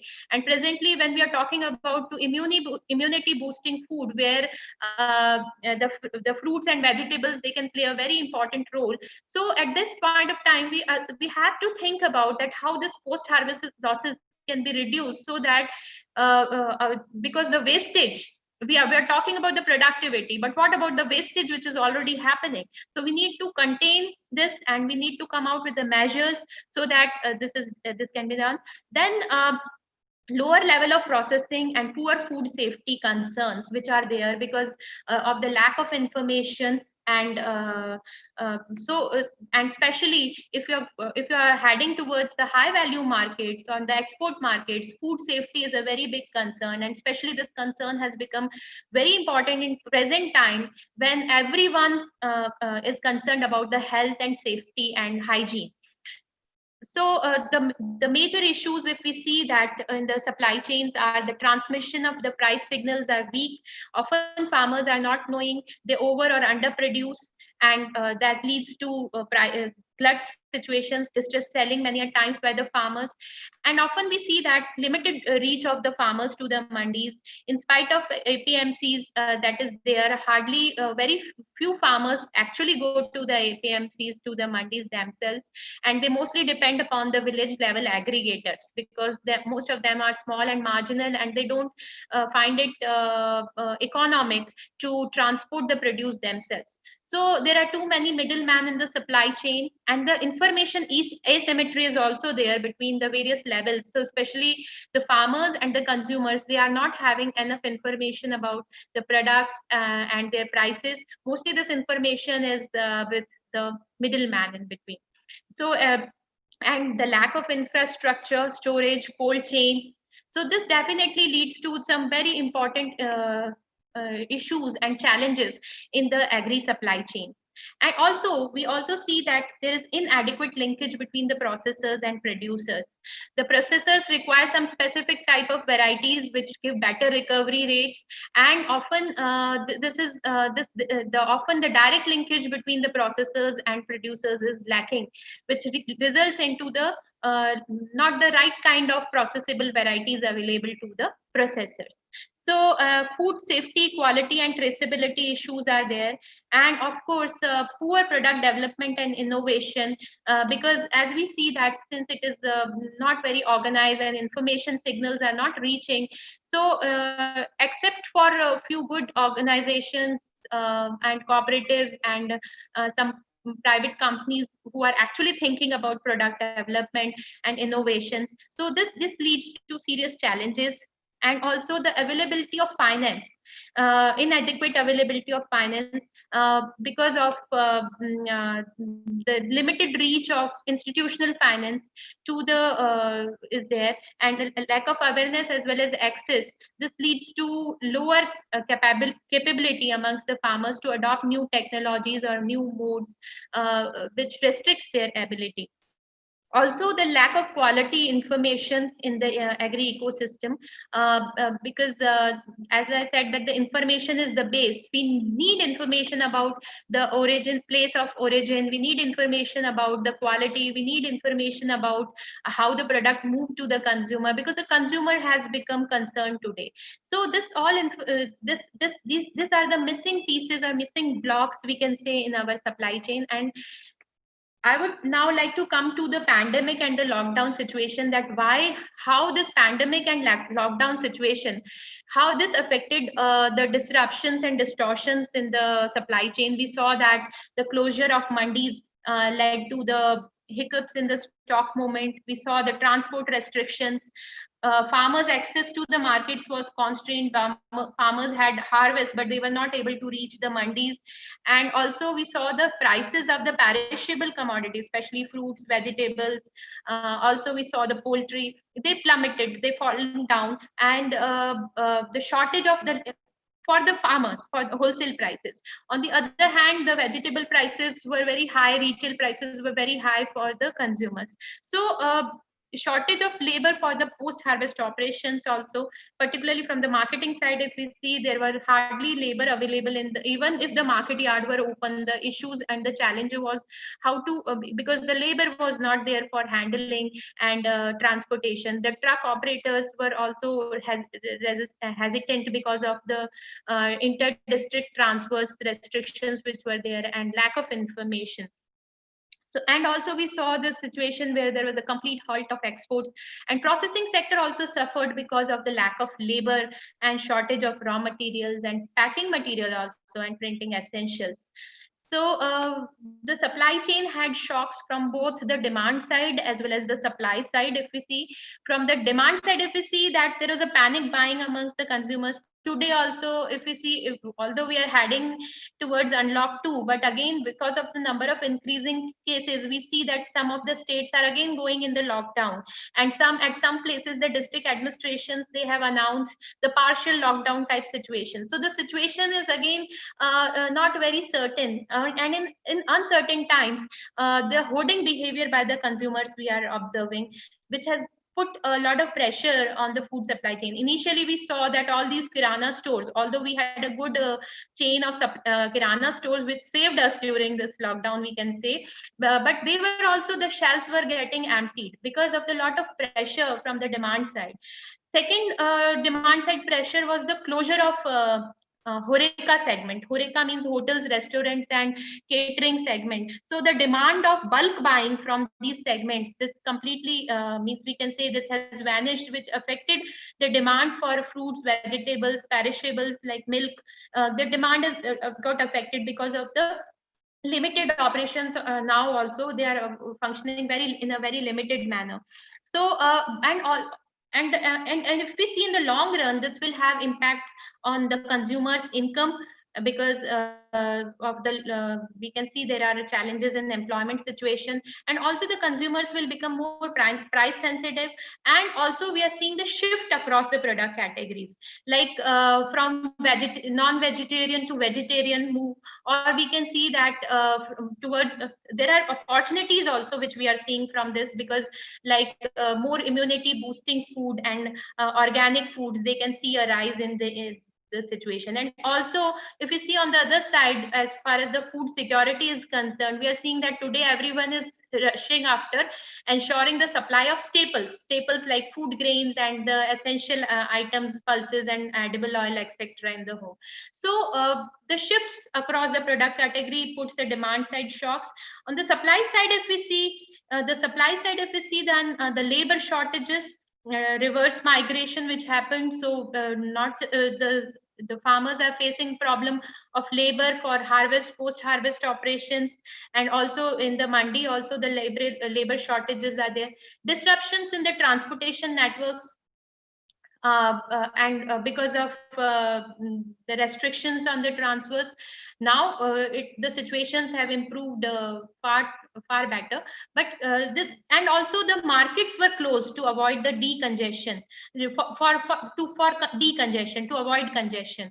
And so the initially we also saw the farmers, they were having problems in accessing the seeds, fertilizers and pesticides, although later government announced that the agri input shops are also under the essential services. So these were the shocks that we saw. And if we try to redefine, so we can see that these are the some of the factors which will redefine the food supply chain, is the uncertainty over import and export, international trade which is there, because especially the supply of items where we are import dependent, like pulses and edible oils, as well as the crops which are export dependent, like our mango, or like in Maharashtra grapes and such kind of crops, where they're export dependent. So there is a lot of uncertainty over that. The store requirements for perishables has increased because the slow movement in the supply chain. So this is why the storage requirements has increased, and then perception of scarcity amongst the masses, and also the bottlenecks in the last mile delivery, because the many housing societies are not allowing, and also the delivery of the goods even for the delivery chains, and also there is a shortage of delivery people as well as the labor. So these are creating the bottlenecks. So these are forcing the logistics and supply chain network to adapt and rise to these challenges. So our supply chain will have to make certain changes so that we can adapt to these changes. So this is the scenario, this information, like if you can see in this graph, if you see that when the lockdown was announced, around 60% fall in the food arrivals in the wholesale mandis was there. Now if you see in the phase 4, we are very much it is on the recovery side, and we see that the food arrivals in the mandis has improved all over India, and now it is coming, it has revived almost. But so food arrivals in the mandis, they have started, and but we saw that for the initial first 2 phases, there was around 60% fall in the arrivals in the mandis, and many mandis were closed for a long period of time. So what kind of coping strategies or reorientation,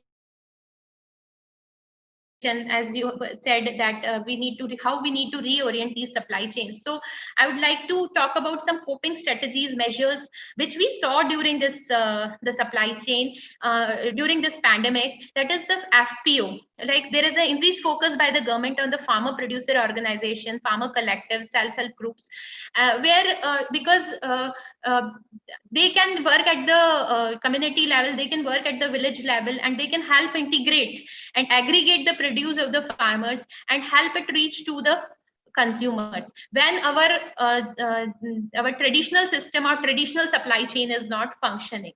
So we need to look forward to this, and we need to strengthen the FPOs. And the government also emphasized on the FPO in response to the COVID-19, and they made reforms, they made changes in the policies. They allowed the FPOs to buy from the mandis, and also to directly purchase from the farmers for trade.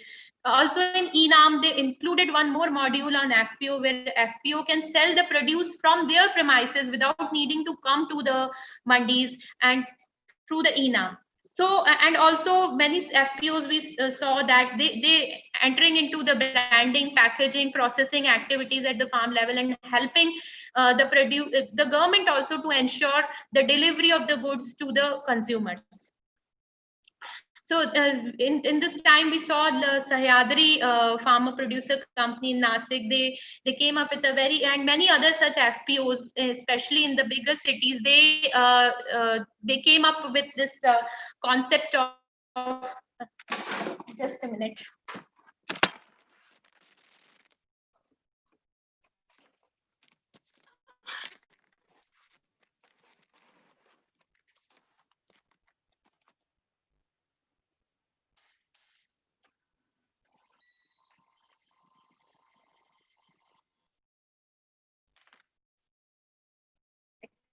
Hello. Hello. Hello. Am I audible? Hello.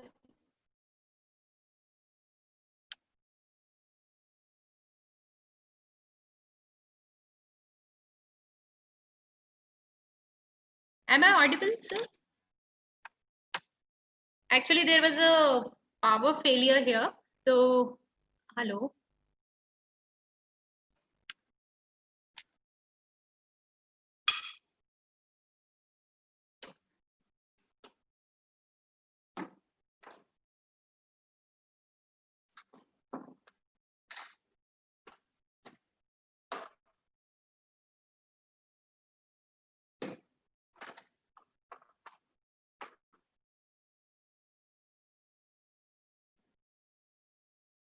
Hello. Hello. Yes, Dr. Srivastav, am I audible? Actually, there was a power failure, and that's why I was working on my laptop, and I just suddenly saw that the laptop battery is going down. So I just resumed the battery, so it happened. Okay, so I'm audible, fine. So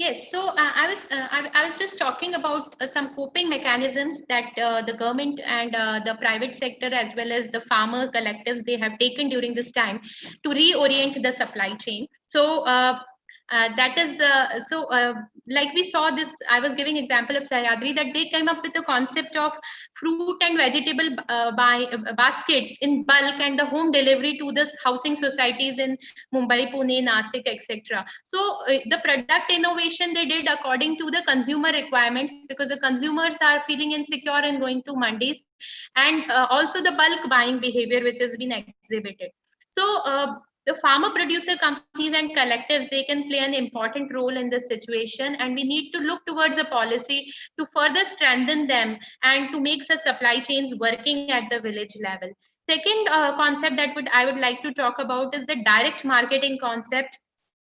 The direct marketing concept, because when the APMCs were closed, then the government also looked upon this concept that how to utilize this concept for the delivery of the goods to the consumers, and also they brought in various reforms. Also, I can say the landmark reforms, which enabling the interstate transfers and the restrictions, and also the intrastate transfers, and giving the farmers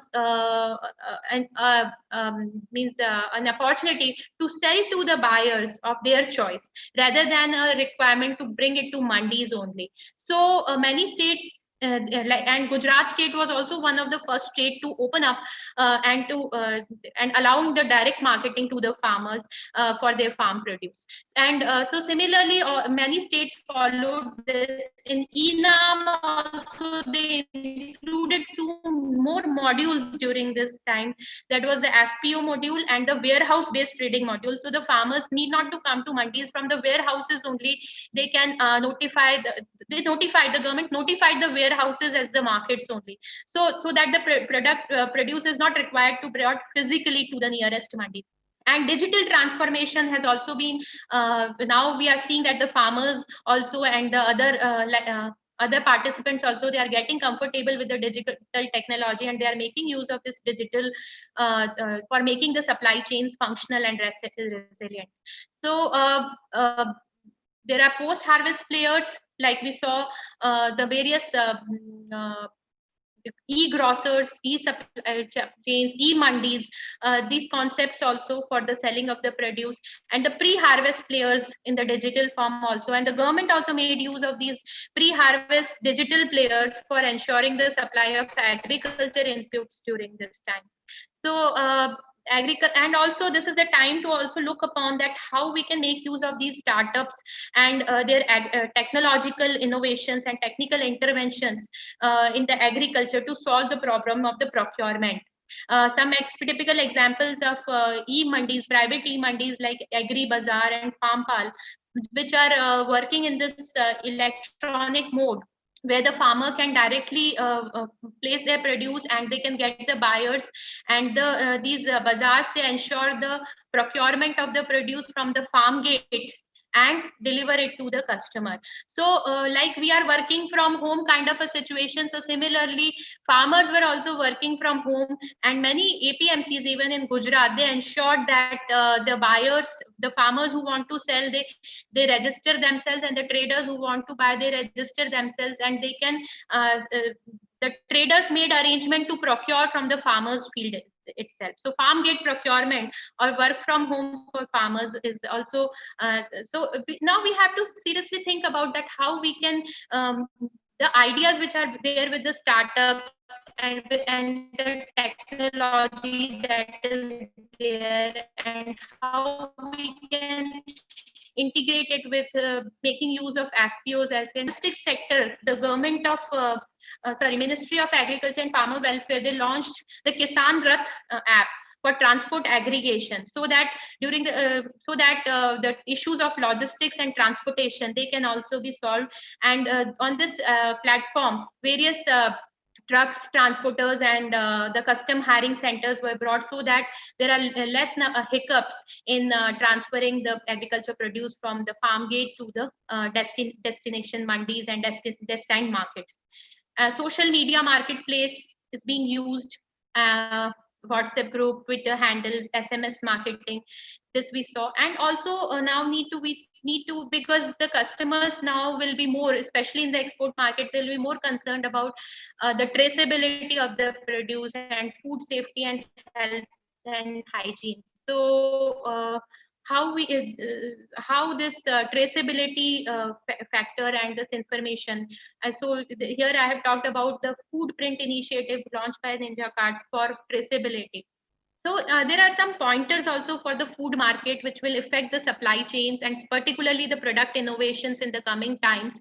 Our previous speaker has highlighted that what kind of opportunities are there for the various underutilized crops, millets, and fruits and vegetables, which can have serious impact on the food nutrition. So similarly, from the market side also, there are certain pointers, that is the branded commodities will make for safer food buying. So the agriculture where we are having lack of branding, etc., we need to seriously look for branding, and also emphasis on the new value added and intermediary products. Now consumers are not preferring to go to the restaurants, and also they will emphasize on home cooking. So to make home cooking simpler, they need intermediary products like curry powders or some semi-processed kind of food products items.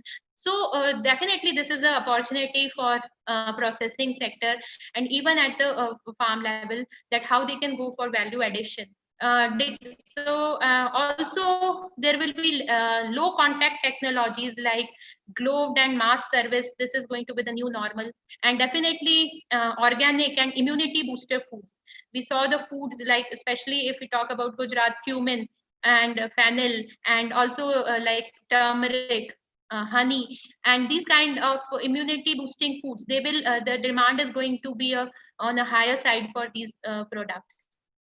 So pandemic can be a transition, and it can be a takeoff point for food related health and hygiene in our country, we can say that.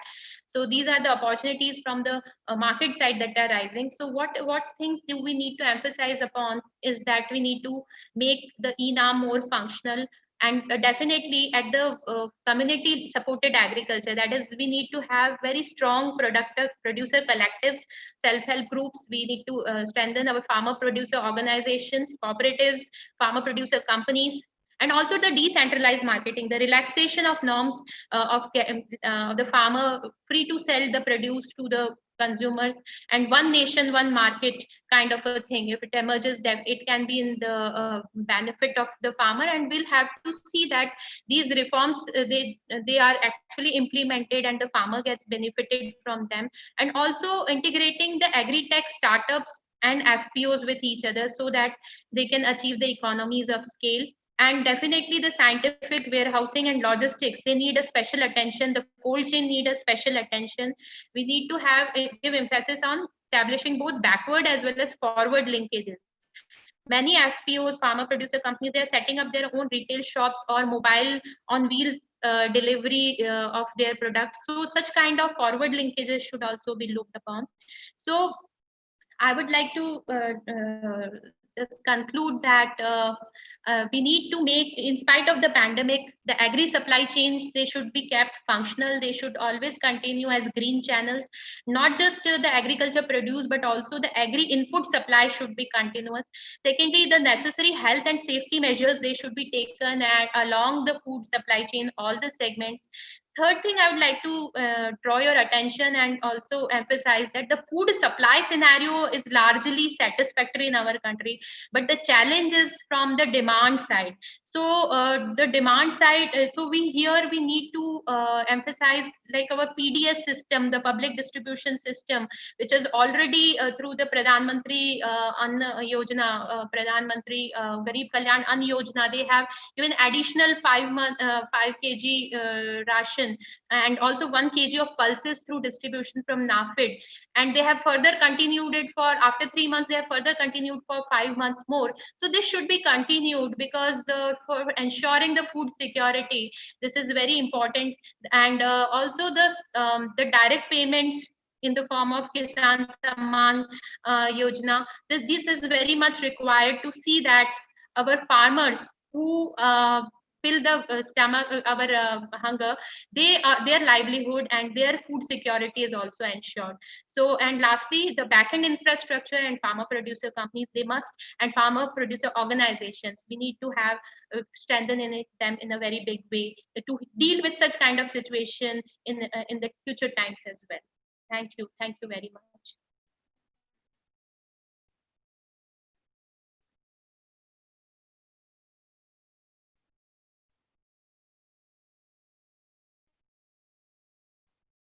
Thank you.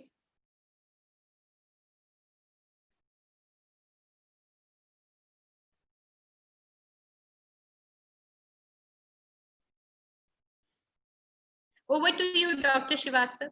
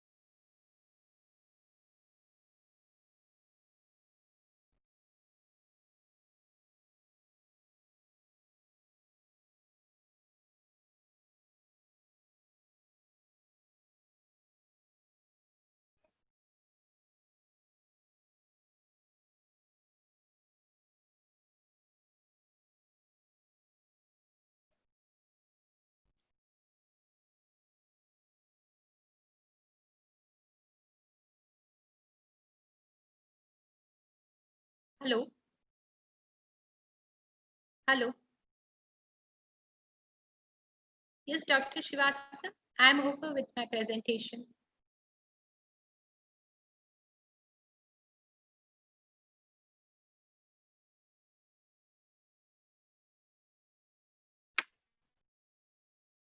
Hello.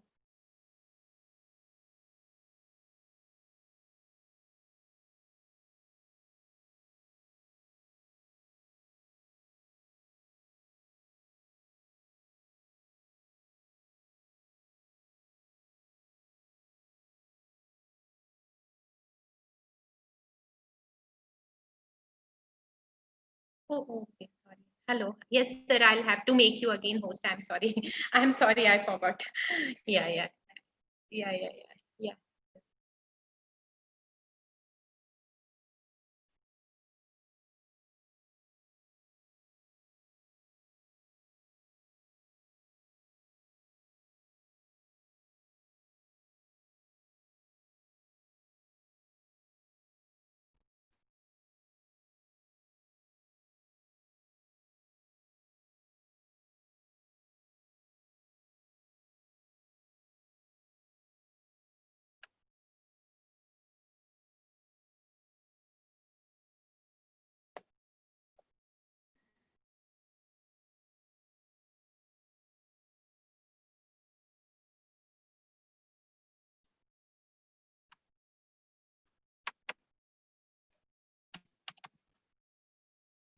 Hello. Yes, sir. I'm finding problem. I no, sir. Actually, in more it is not showing. Rename and edit profile picture. Only these two options are coming. Yeah. Yeah. Just. Yes, you are there. Okay. Okay. Make host. Yes. I was looking in my option. Okay, I have done it.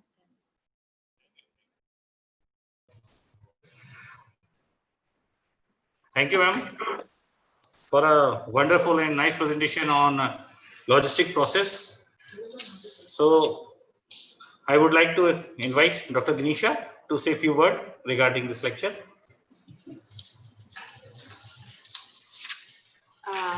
Thank you so much, madam. The presentation was really enlightening. Besides highlighting major issues concerned, that's not my topic. Still, I got something about direct and digital marketing. So thank you so much for refining us. Now, if there is any query, kindly text it. Madam will sort out the issues. And so can we go next lecture? Okay.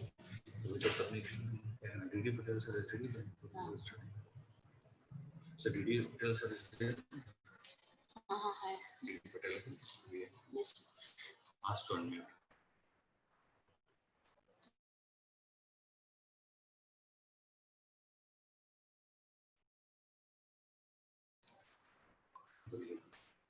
DD Patel sir.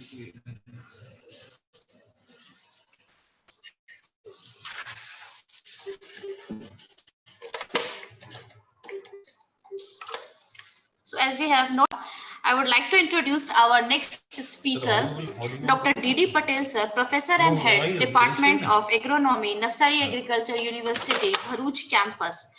His specialization is in wheat management and organic farming. Dr. Patel has received gold medal for his doctoral research, backed by Best Teacher Award from Navsari Agriculture University, got Appreciation Award of Best Worker under National Invasive Wheat Management Scheme. Sir has guided 10 MSc and 3 PhD students. Dr. Patel has published more than 70 research papers in various national and international journals. He also wrote chapters and various popular articles. Sir has proposed 15 recommendations with practical utility to the farmers. Now, with these words, I invite Dr. D.D. Patel sir to give lecture on organic farming. Over to you, sir, please. You are host, sir. Sir, you are host now. Thank you, Dr. Dinisha and Dr. Alok Srivastav and whole team for providing me an opportunity to deliver the lecture in webinar. Screen share.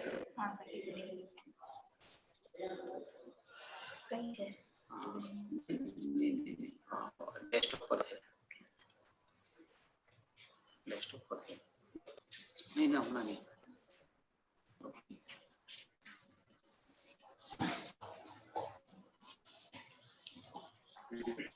चलो ठीक है.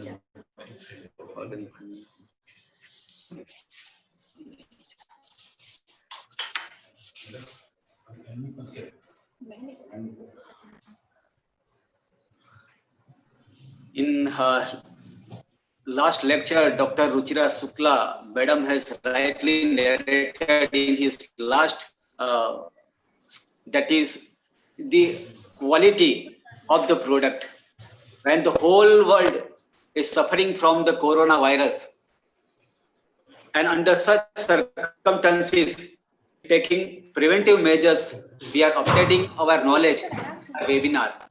And I'm very fortunate that the team has given me the right topic, that is the organic farming. Because under this condition, all are very conscious about their health. All are very conscious about their food. And this topic is also a holistic and philosophical topic.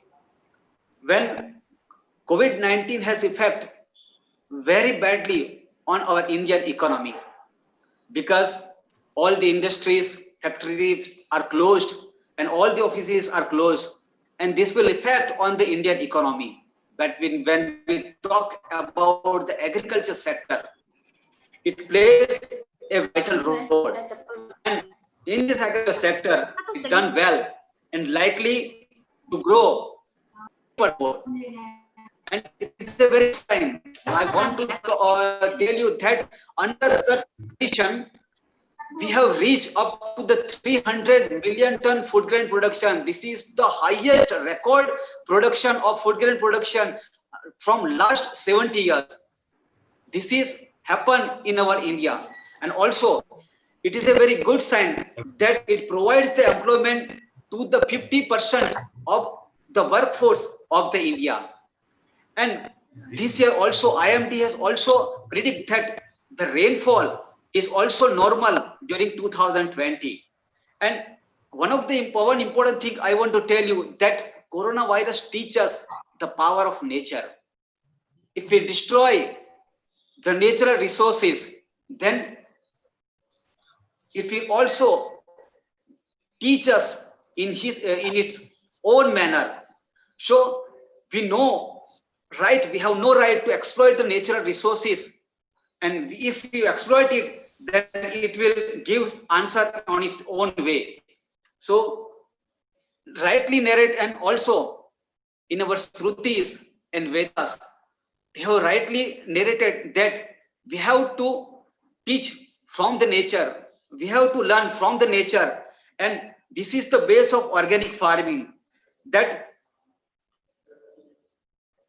reverence, always give respect to all the living things, reverence for self, reverence for man, reverence for animal, and reverence for all creation. And this is the base of organic farming. Before independence, the farmers of India practices cultivated their crops in their native practices. That is we can call it, that is the by default organic farming. And Sir Albert Howard, when visited India and spent his 20 years, more than 20 years in India, and after he studied that the whatever the agricultural practices followed by the farmers of India, that it has rooted on the sound principles of the sustainability. So we can say that before independence, our farmers' practices, whatever the package of practices followed by the farmers, it was by default organic. But during the 19th century, agriculture revolution was started by invention of the horse on hoe and seed drill that was invented by the Jethro Tull, the father of tillage. Then after superphosphate was also manufactured in England, tractor was also invented in US, and also the German chemists have developed the process of ammonium synthesis, and that will lead to the manufacturing of the nitrogenous fertilizers. Similarly, in the same at the time of the Second World War in 1939, DDT was discovered by the P. Muller. And also, similarly, during 1933 as well as 1940, 2,4-D herbicide 2,4-D and MCPA was also developed. So the agriculture revolution was started during the 19th century, which is useful to increase the agriculture production to fulfill the hunger of increased population at that time. And we never forget these two personalities, Dr. M.S. Swaminathan and Dr. Annie Borlaug. Annie Borlaug has rightly narrated that food is the moral right of all who are born in this world. And the only way that the world can keep with the food production is by improvement of science and technology. So we can fulfill the hunger of increased population with the use of science and technology, and they have done it. Dr. M.S. Swaminathan and Dr. Annie Borlaug introduced high-yielding varieties which are highly responsive to fertilizer and irrigation. During 16 decade, 1960 decades, that is the at that time, our fruit grain production was only 60 million ton, and our population was 70 crore. At that time, we were not able to fulfill the hunger of that increased population. But due to the introduction of high-yielding varieties by Dr. M.S. Swaminathan and Dr. Annie Borlaug, which are highly responsive to irrigation and fertilizer, we can increase the food grain production double at that time. Nowadays, this year, we have got the 300 million ton food grain production with the use of good agricultural technologies. But unfortunately, due to the improper use of agricultural technologies, that excess use of chemicals, excess use of insecticide, pesticides, ultimately lead to plutonium of yield. and this is reflected by reduction in response of per kg nutrient from 25 kg in mid-60s to only 8.5 kg in mid-90s. This indicates that our soil has either deficient from macro and micronutrient, or its capacity to supply the nutrient to the plant is also reduced. So if you want to increase productivity and fertility of soil, we have to go for the newer idea. We have to go to the new develop the newer technologies. No doubt we can increase the food grain production, heaps of food grain production, but at what cost? The soil health is damaged, human health, animal health is affected, social problems are created, and environmental problems are also created. So by the use of improper agriculture technologies, it can reduce the soil fertility. It can also affect on the human and animal health. So under the circumstances, organic farming can play a very vital role. And USDA has rightly narrated that this is the system that avoids or largely excludes the use of synthetic compound fertilizers, pesticides, growth regulators, and livestock feed additives. Similarly, IFM has also given the definition of the organic agriculture. So different peoples have also narrated the organic agriculture on their own perceptions. Someone say that it's organic agriculture, someone say that it is a prakrutik kheti, someone say it is the one-straw revolution, someone say it is the natural farming. But in general, organic agriculture is based on the minimizing the use of external inputs and avoiding the use of synthetic fertilizers, pesticides, growth regulators, and livestock feed additives and genetically modified materials. So when we go for the organic farming, we have to go first with the SWOT analysis. The strength of the organic farming, that is, it is sustainable crop production system. Then food and environmental safety is there in organic farming. Similarly, the quality of product we can get and improve the nutrition, where we are very worried about recent condition. We are very much worried about the nutrition as well as quality product. It is improved by the organic farming.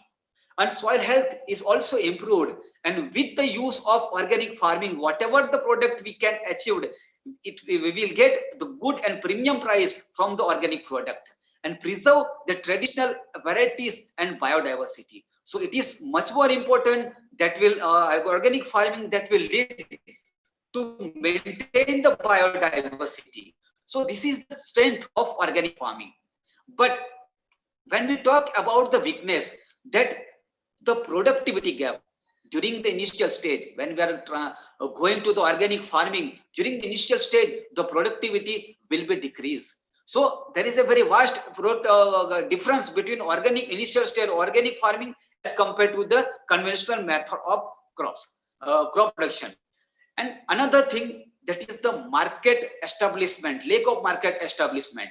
So the organic in our country, particularly also in Gujarat, the market is not available for the organic product, not much more available, and also the insufficient organic inputs. So farmers want much more organic residue to fulfill the requirement of the nutrient of the plant. So organic inputs are also insufficient. And inadequate processing units, as rightly narrated Dr. Ruchira Sukla, that is the processing unit. This is the much more requirement for the market. Then low R&D, research and development investment on organic research. Nowadays, government has more emphasis on research and development in organic farming, and they have initiated so many steps for R&D and investment. Another thing, that is the disjoint producers, processors, and traders. Then, when we talk about the opportunities of the organic farming, there is a big and growing market potential. When we think about the international market, the international market, international market of the organic product is much more, and farmers can get more prices, premium prices from the international market if he certified his product organic. And growing the purchase power of the consumers. Then the purchasing and growing health awareness. Nowadays, people are much more aware about, much more conscious about their health, much more conscious about their foods. So it is an opportunity for the organic farming. Then cooperate and contract farming is nowadays increased for the organic farming and their product. And public-private partnerships is also increased. So these are the opportunities of the organic farming. Threats, that is the high cost of organic food. This is the most important when you are going to buy the biocompost. Then it required the 10-ton biocompost to fulfill the requirement of the particular 100 kg of the nitrogen. So the cost of that particular organic inputs is more. So the cost of the organic food is also increased. That's why this is the trades. Another thing, lack of infrastructure facilities and certification bodies. Low awareness about the inputs, and also farmers are not much more aware about the certification process. How can they get certification from the certification bodies? So awareness must be there. Most of the fields are contiguous and problems of contamination. So if one farmer want to go for the organic farming, but most important thing that the contamination from the neighboring farmers. So this is all about the threats. So by SWOT analysis, we can turn towards the organic farming. Looking to the SWOT analysis, we can turn towards the organic farming. So which are the essential criteria, essential characteristics of organic farming? That organic farming much more concentrate on the local resources. If we use available local resources, farmers must have to use their available local resources on their farm, but in sustainable manner.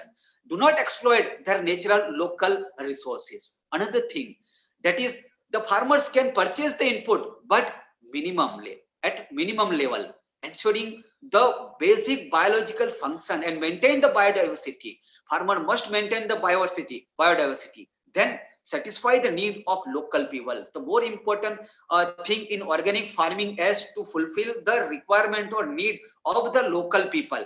And by following the IFS, which is minimizing the risk.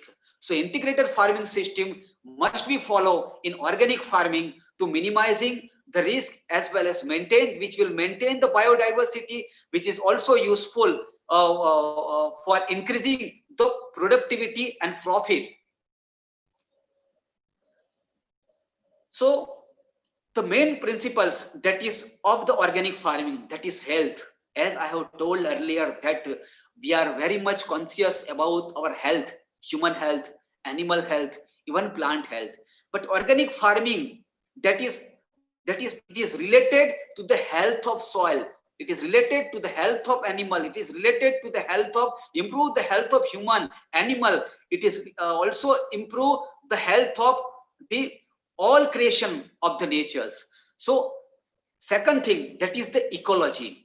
So ecological balance may be there. In ecological balance, we can say that IFS, integrated farming system, that is very useful in ecological balance. So we can maintain the biodiversity into the field, and also with using the local resources, that is whatever we produce, the organic farming and other byproducts are there. These byproducts may be recycled and reuse it. So ecological cycle may be maintained. Then fairness means relationship with the nature must be fair. Relationship with the animal must be fair. Relationship with the other living things must be fair. So it follows the principles of the fairness in organic farming. Then it is taking care of all of us. It is taking care of all the natural resources. So these are the 4 principles followed by the organic farming. So what are the scope of organic farming in Gujarat as well as in India and overseas? So the demand of organic fruit is growing nowadays, and domestic market is also developed. When we talk about in our Gujarat, that so many NGOs are work for developing the domestic market. That is the Jatan Group, particularly when I talk about the NGOs, then Jatan Group of the Baroda has worked very remarkable job in for providing the domestic market as well, providing the information regarding the organic farming. Another thing, that is the people become health conscious and increase the awareness about the safety and quality of foods. And it addresses the quality and sustainability concern. And also the government has developed so many policies in support of the organic farming starting from the 2001. And then after recently, our Honorable Prime Minister has also given the, that is the project one, that is the doubling the farmer income, in which one point is that is the organic farming. They have also focused more on the organic farming. And similarly, the international market of organic product nowadays increase. And important thing for India having a very wide agroecological systems, which will provide a good scope for the organic farming.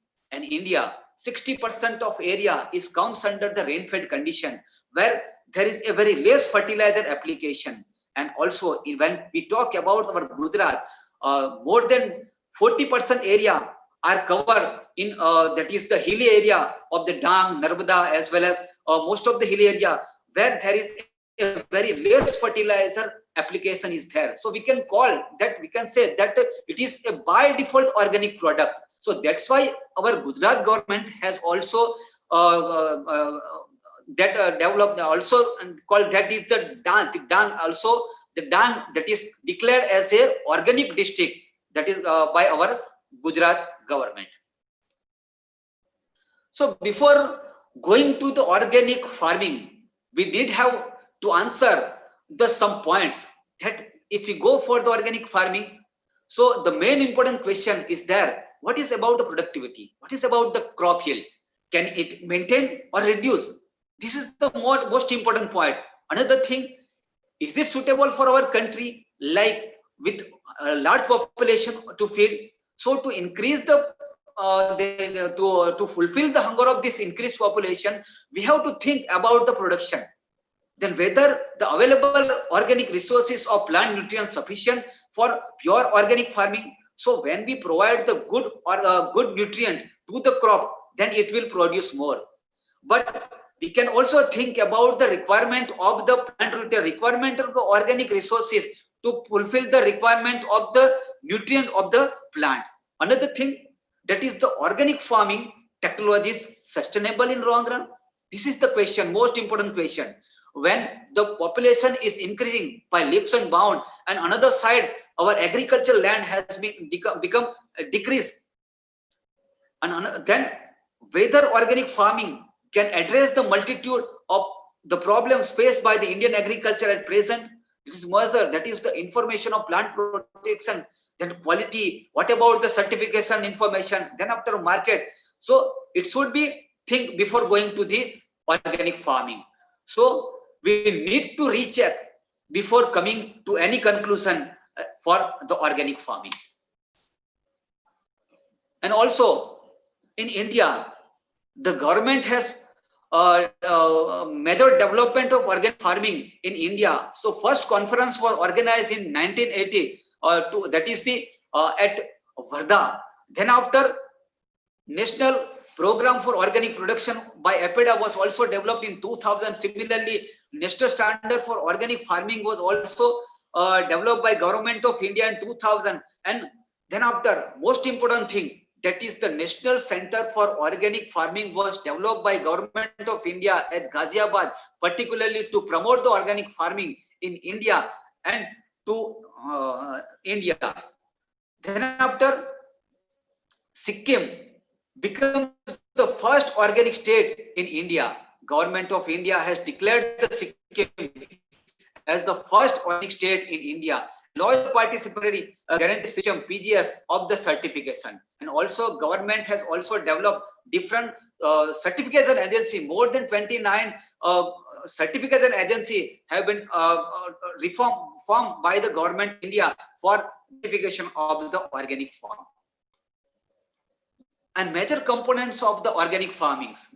That is the organic menus, non-chemical weed management, and biological weed management.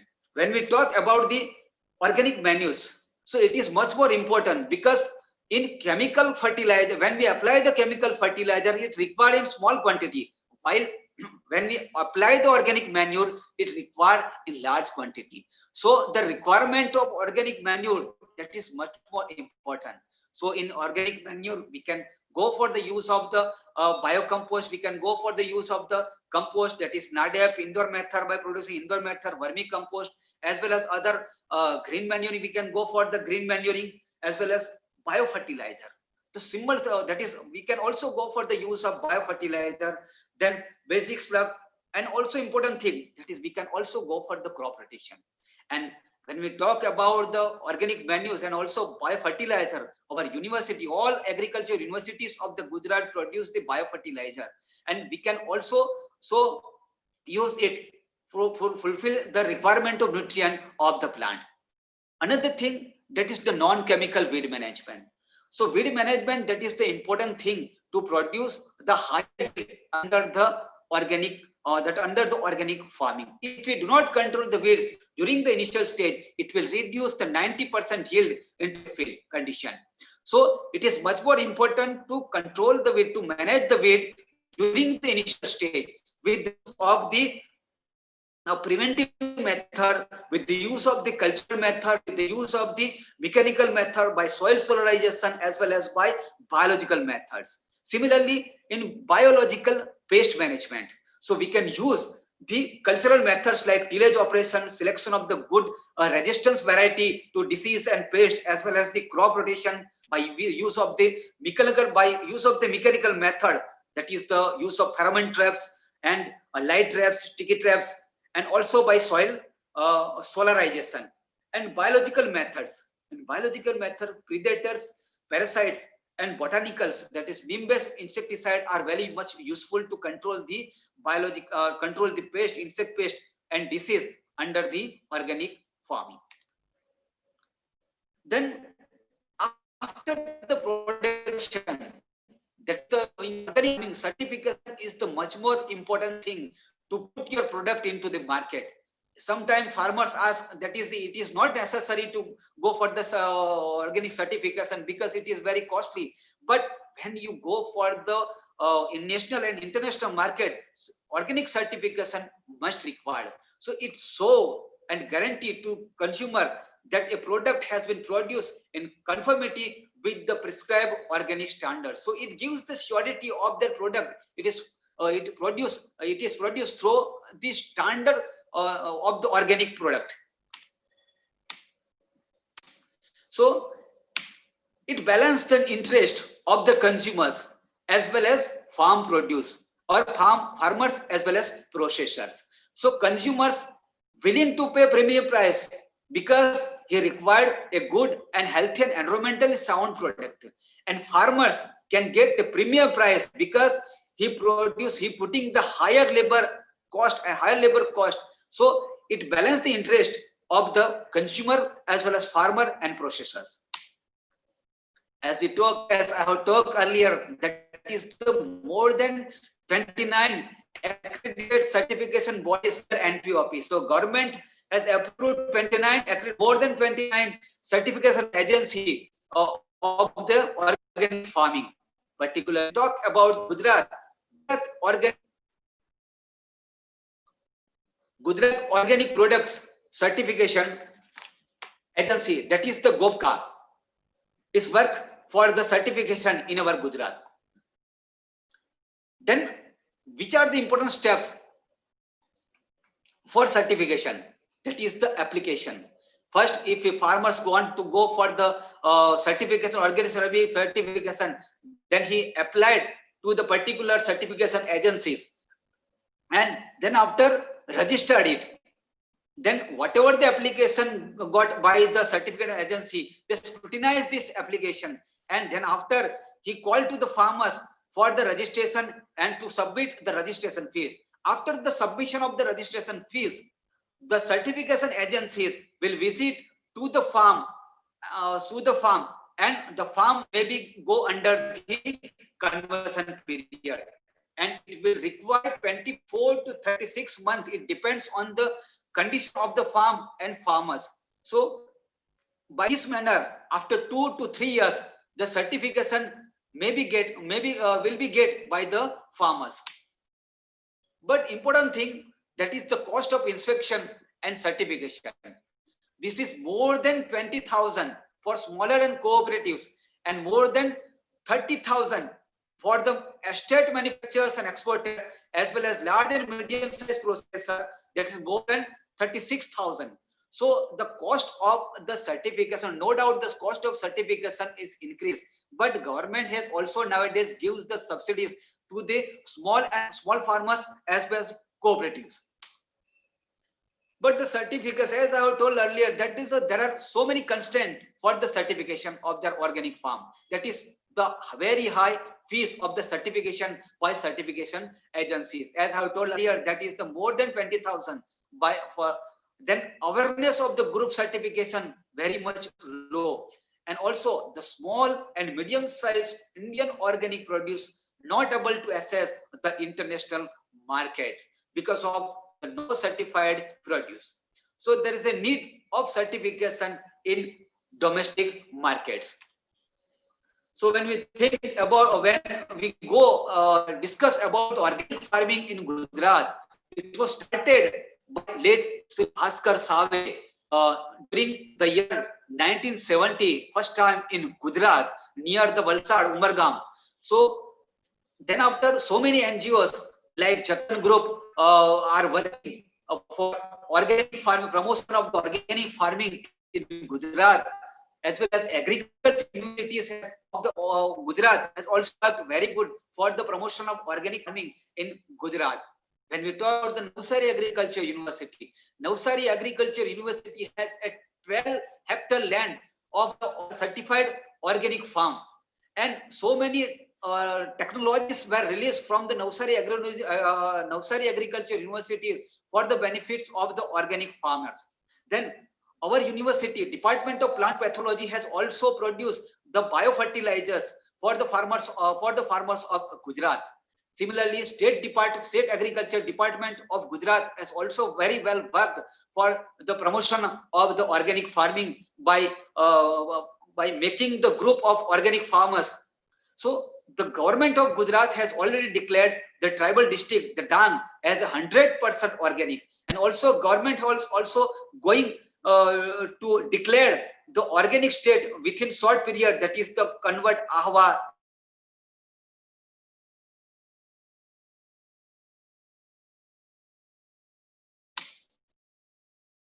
When we talk about the Gujarat and India regarding the organic area, so after the last 5 years, during last 5 years, the organic area in Gujarat is increased. However, it is very surprising that the organic area in India was decreased, because there are some states are here which are in which decrease the organic area.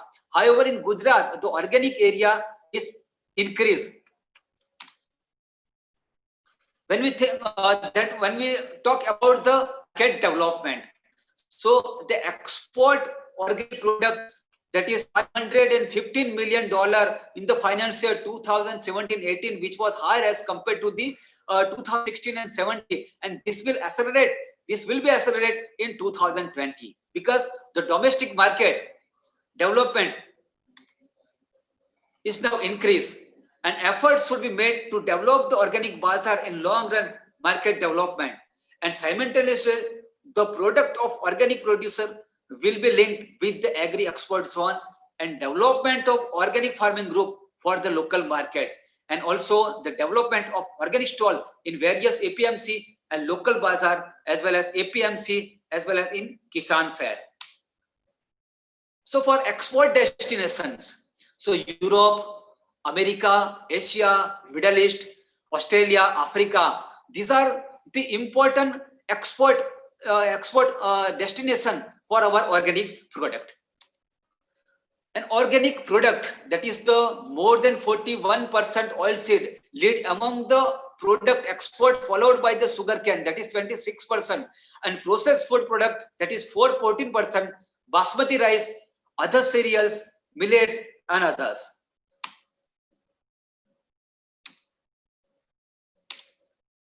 So these are all about the organic farming. So with these words, I am highly thankful to the organizing for giving me an opportunity to give the talk on organic farming, where the whole world, that is in India, we are also suffering from COVID-19. Under that circumstances, all are worried about the health, all are worried about their food, all are worried about their health, and become very health conscious. Under that circumstances, organic farming can play a very vital role by providing a very good quality product to the farmers, to the people. Thanks a lot. Over to Srivastav sir.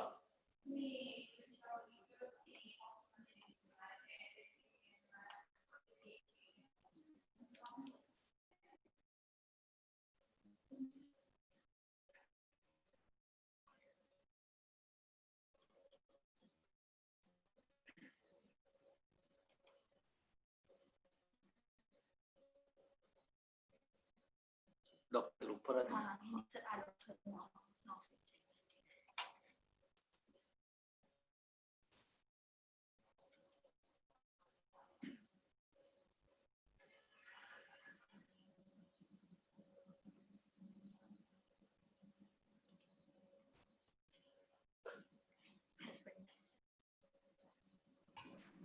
Thank you, sir, for a wonderful and nice presentation.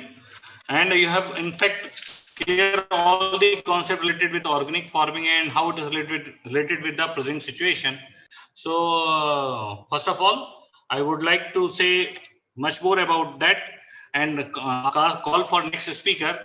So, there is some few words which Dr. Dinisha wants to say.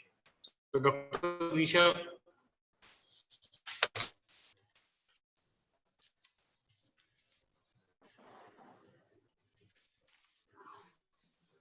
Thank you so much, sir, for sharing your time and experience related to such holistic and sustainable approach.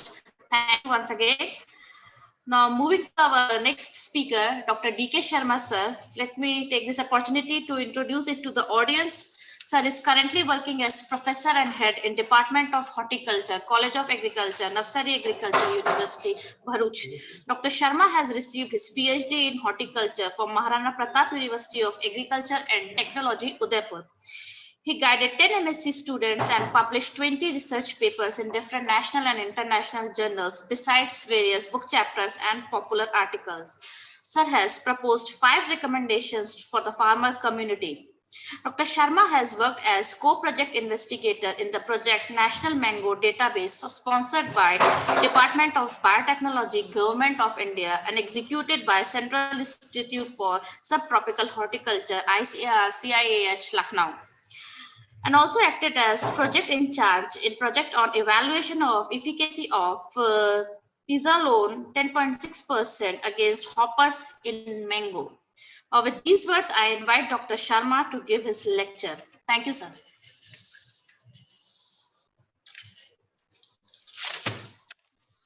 Hello, Sharma sir.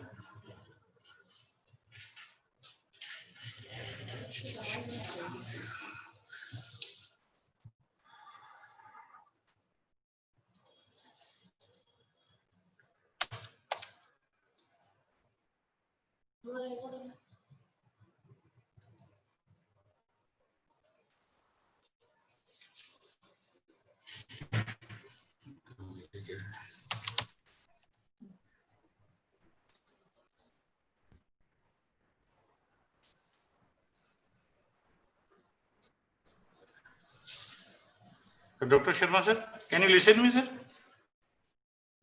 Yeah, I am Hello. listening. Okay. Thank you, sir.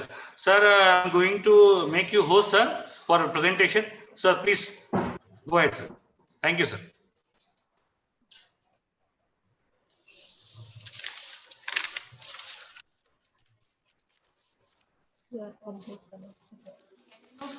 ये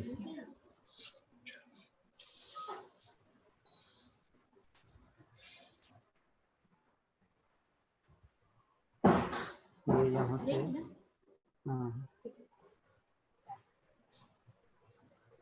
ये full होगा या ऐसे ही रहेगा? ऐसे ही रहेगा. Okay okay friends.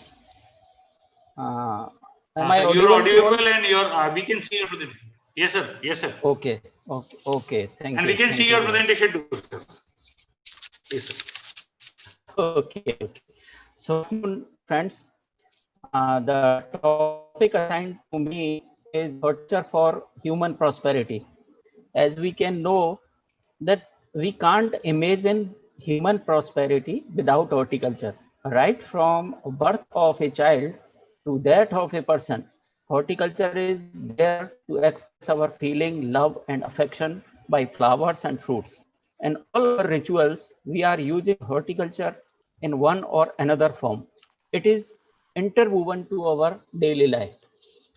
Friends, the potential of horticulture as an instrument of agricultural growth, national prosperity, food security, and inclusive growth, especially of rural area, has been recognized historically. Though at policy planners level, initial years of independence saw excessive emphasis in achieving self-sufficiency of food grains. As a consequence, promotion of horticulture was considered less important than raising food grain production. Rethink of this policy started once we achieved self-sufficiency and food grains during late 70s. Achievement of self-sufficiency in food grain production made policy planners realize that while traditional crop production technologies were based on internal inputs produced on the farm, while modern crop production technologies are based on intensive use of external inputs, that is, high yielding seeds, fertilizer, irrigation, credit, insecticide, and pesticide. Since these external inputs of crop farming are produced outside the farm, therefore, farmers have to purchase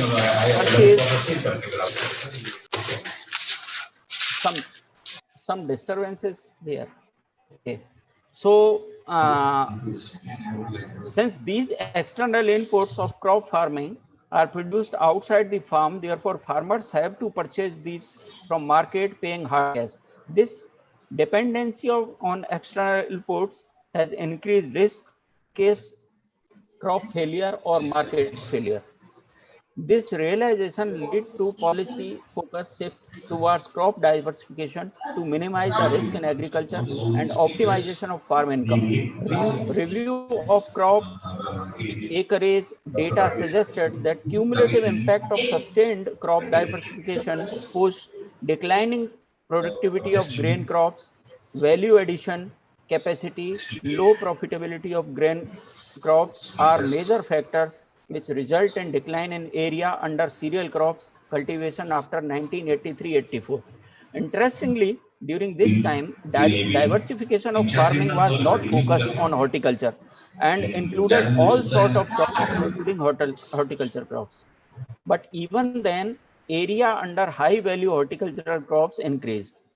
Demand analysis of food products of last few decades reveals that in general, demand for food products is continuously increasing.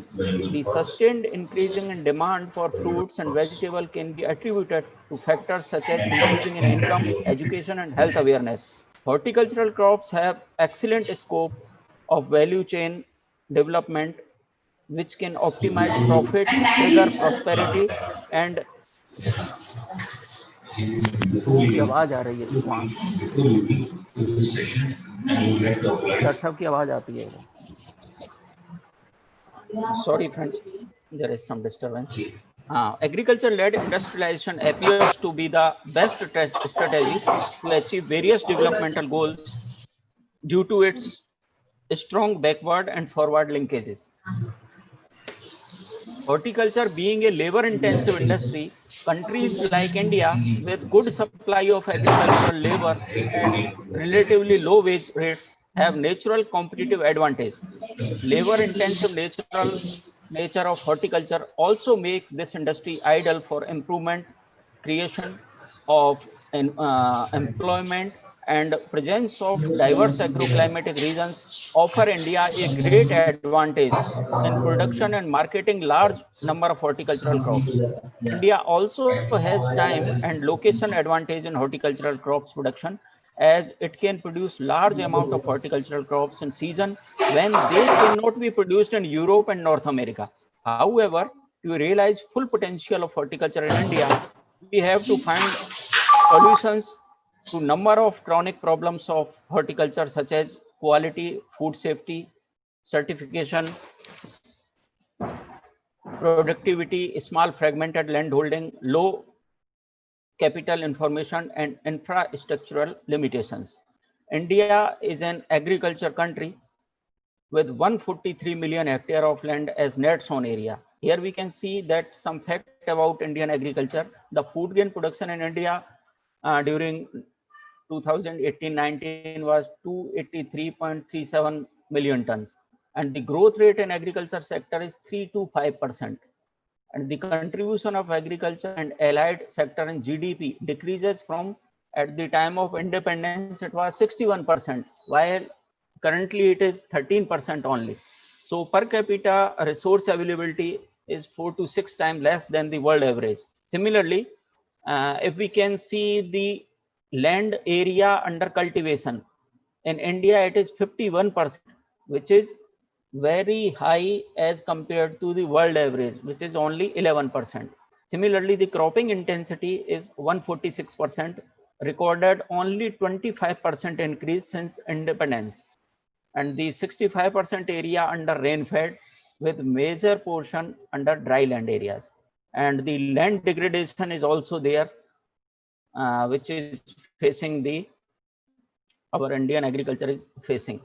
Right now, some facts about the Indian horticulture.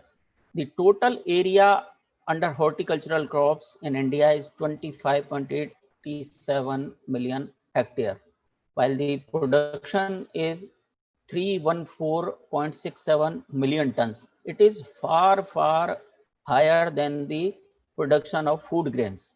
So we can see that from the less area, by selecting the horticultural crops, the more production can be achieved. The total export value of the horticultural products is 46,231 crores during 2018-19, and the growth rate is 5 to 6%.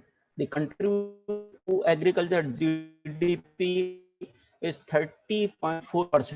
Global share of Indian horticulture is 13.5%. The share in global trade is very less, it is only 1%.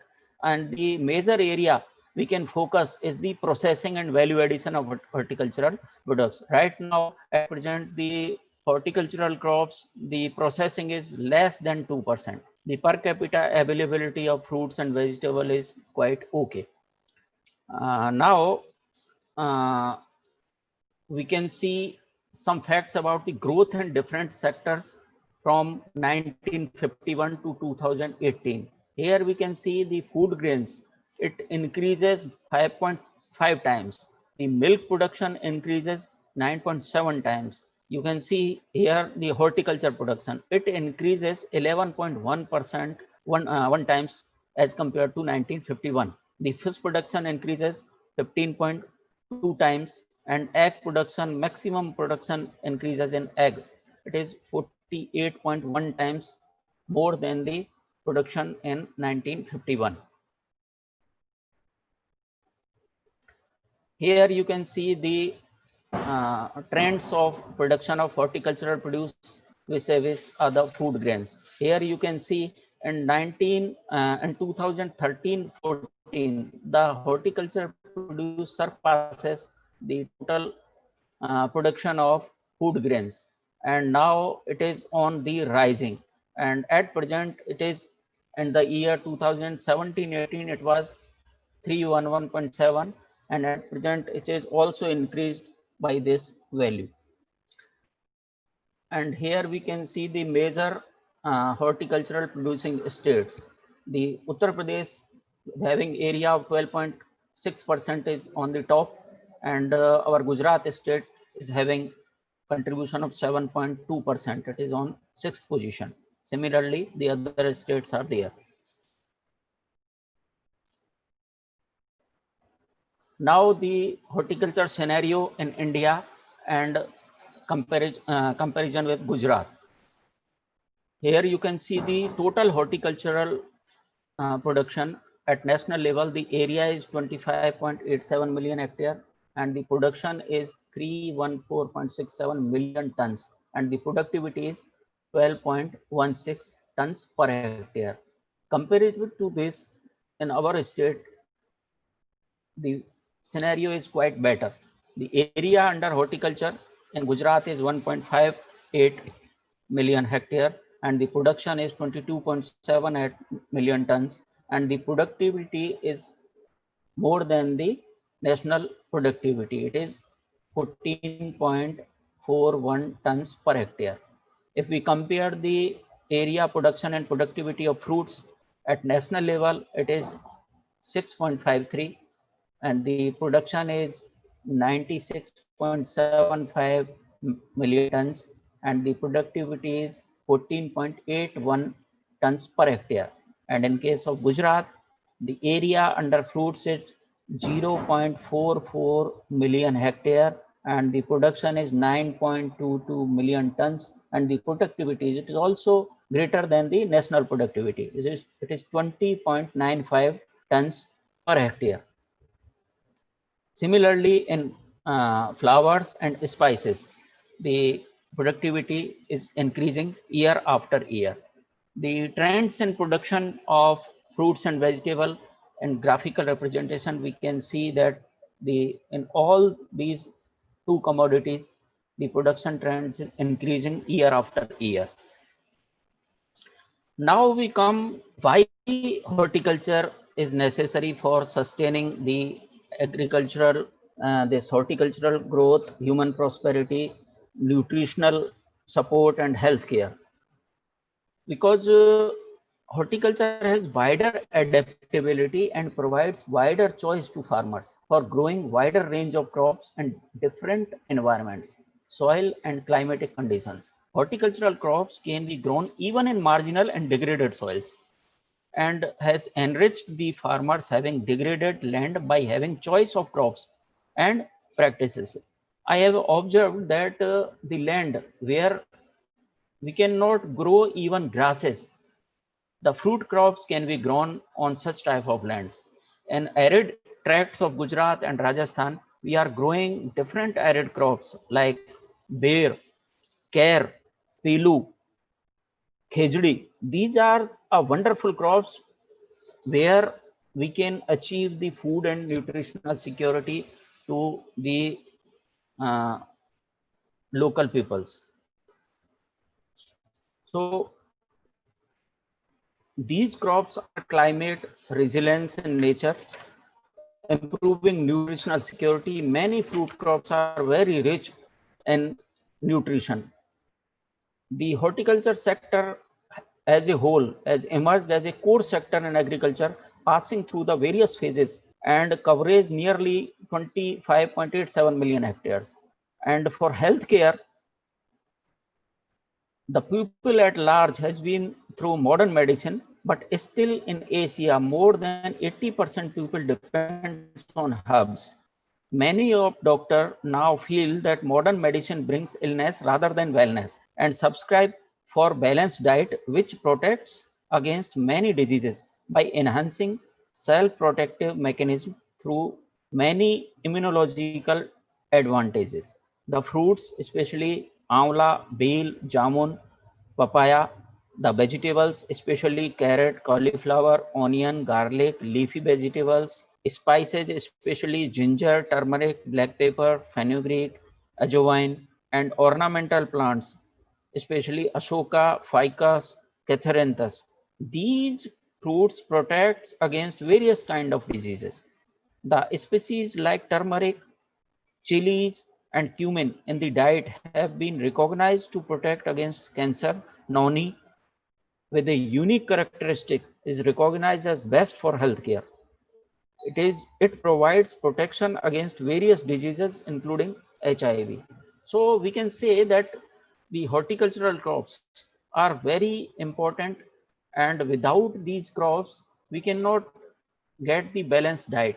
Similarly, for greening dryland and ecological restoration, these crops are essentially required. If we want to cover the hilly slopes, we can have the choice in horticultural crops. Where we cannot grow the other food grain crops, the horticultural crops can be grown. Similarly, minimizing risk of crop failure in rain-fed farming. If we grow cereals, pulses along with the horticultural crops, then we can assure the some return to the farmers, and we can minimize the risk of rain-fed farming. These crops also provide buffering effect of drought, flood, and extreme temperatures. I witnessed when I work in Western Rajasthan, I witnessed that certain years there is no rainfall or very less rainfall that area received.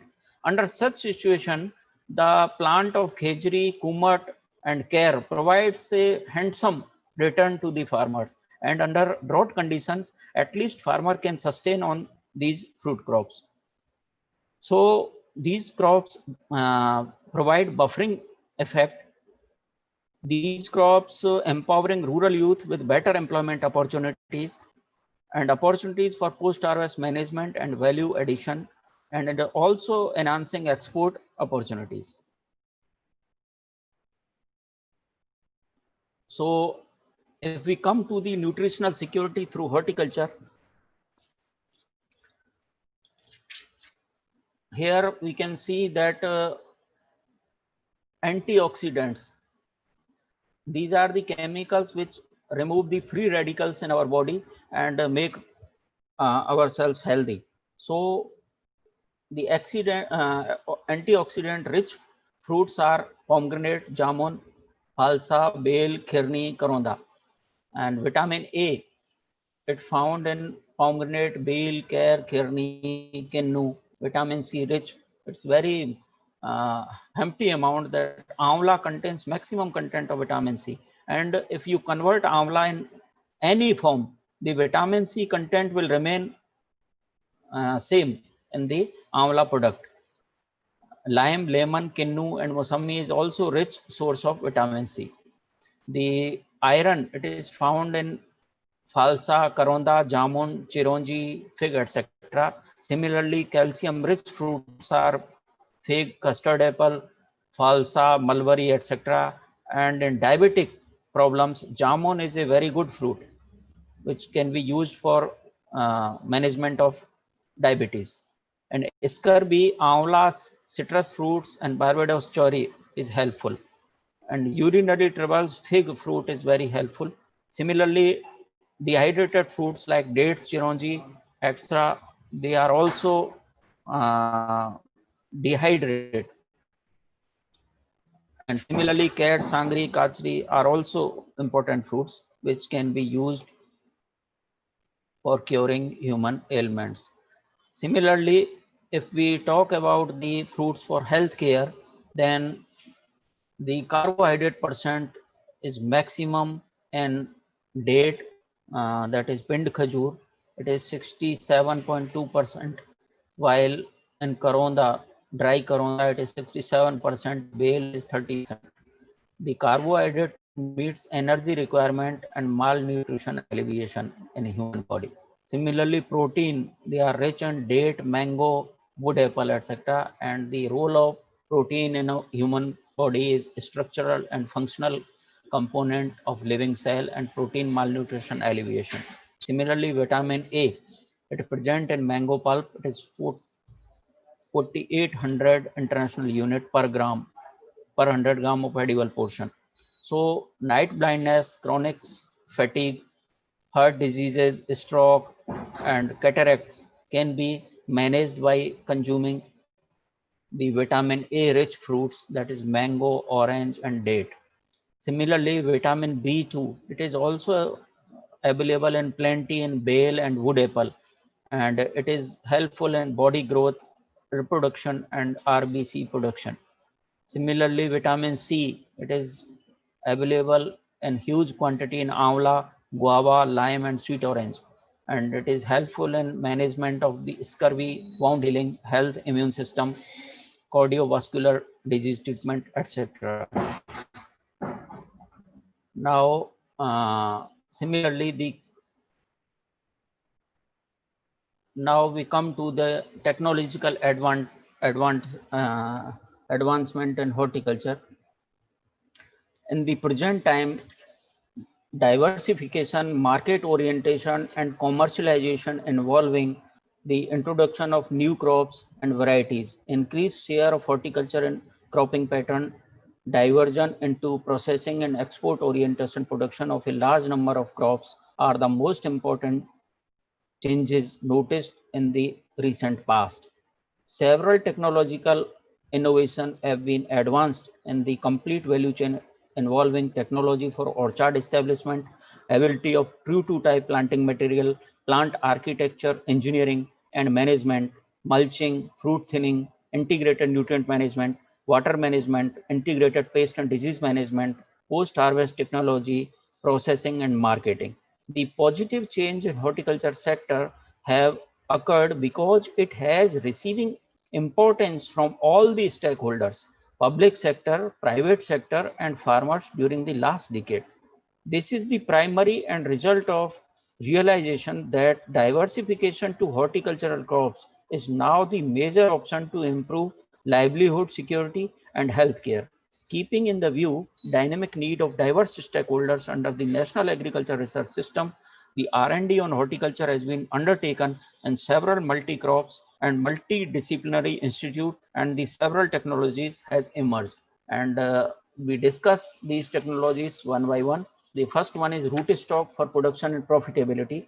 Interaction of suitable root stock and cyan become essential to achieve targeted production. Appropriately selected root stock have essential and have the potential to modify architecture of plant for effective utilization of resources. It can ameliorate the soil, enhance nutrient and water use, leading to conservation. Therefore, root stock have become integrated in production system of grapes, citrus, apple, and many other fruits for successful production. Citrus root stock like Rangpur lime can adapt to waste stress, can adapt it to water stress, calcareous soil, and resistant to phytophthora.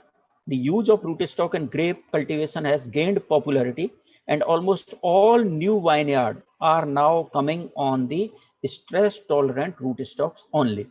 The popular rootstock for grape are Dogridge B and 110R, which can sustain abiotic stress like drought and soil salinity and provide vigor of wine needed for production. In Sapota, the Khirni, that is Melancara hexandra, has proved drought tolerant and productive in marginal soils. This rootstocks was standardized by our Agriculture University at Ganddevi Center.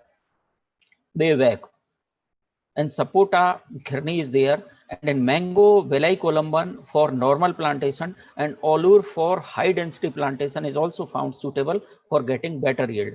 Similarly, 13-1 for salt tolerance is also a good rootstock in mango. Several components of future commercial fruit growing will depend on successful use of rootstock for better sign compatibility, canopy architecture, fruit quality, nutrient absorption, water use efficiency, biotic and abiotic tolerance, and adaptation under influence of climatic change. In nurseries also, especially if we talk about the mango, generally we are using rootstock of indescriptive nature. We are just in many commercial nurseries, the practice they are collecting stones from the canning industry, and after treating them, they are using as rootstock. It is not a good practice. We must use the recommended rootstock, Olur, Valley Columban, 13-1 likewise. And now we come to the quality planting material, the second technological advancement in horticulture. Uh, there have been technological change in seed production, techniques for production of hybrid seed using cytoplasmic male sterile lines, CMS lines, technologies for vegetative method of propagation. Now in vitro propagation technology is success story in banana, potato, citrus, and many other crops. We are using 100% tissue culture plants in banana nowadays. So it's a success story. Knowledge has also improved about the disease being transmitted through vegetative propagation chain. And now diagnostic technologies are also available for early detection. Management of quality and health of plant need upgradation in order to ensure quality seed and healthy planting material. Therefore, it is essential that dynamics of technologies and policies are analyzed and prospective to address the challenges of future, because appropriate seed and planting material holds the key to success in the horticulture. Now we come to the third technological advancement, that is high density planting system. High density planting technology has been standardized for many crops and also adopted by many fruit growers in India.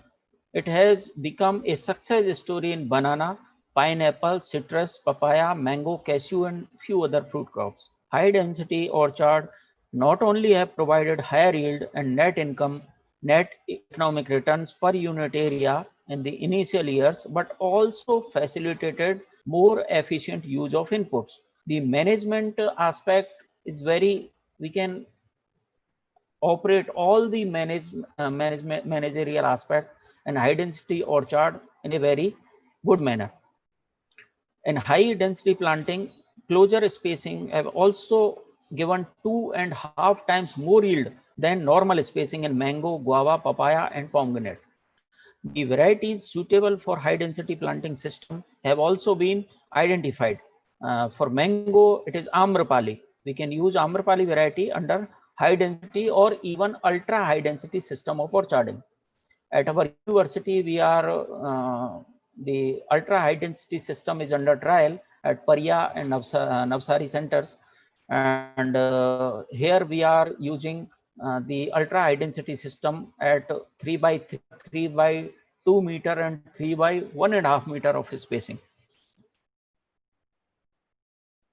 The technologies for high density planting, canopy management, and rejuvenation of old and senile orchard have been developed and successfully demonstrated for many fruit crops, especially in mango under South Gujarat agroclimatic conditions and Valsad and Navsari districts. We are having the old and senile orchards of mango. That's why it is the main reason why the productivity of mango is less in South Gujarat region. So the technology of rejuvenation is there, and it is also standardized and demonstrated at farmers field by our Paria and Navsari centers.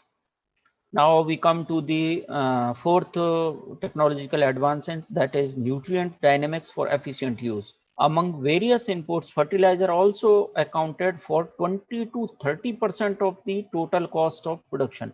Moreover, the efficacy of fertilizer applied in soil is low due to various losses and soil fixation. Soil nutrient based fertilizer application is useful in vegetable crops and cereal crops, but in fruit trees rarely respond to nutrient need based on soil tests. Thus, leaf nutrient standards have been developed for many fruit crops to enhance the efficacy of fertilizer. Site-specific production, diagnostic, and advisory recommendations to maximize nutrient use efficacy are being worked out. The nutritional requirement for various horticultural crops for different agroclimatic zone has been worked out and successfully adopted by farmers. But the focus is required for the use of biofertilizer, their doses, the time to use, when to use, why to use, how much to use, about the biofertilizer, VAM fungi, bacterial nitrogen fixers, and other beneficial microbes, microbial agent for effect nutrient use efficiency.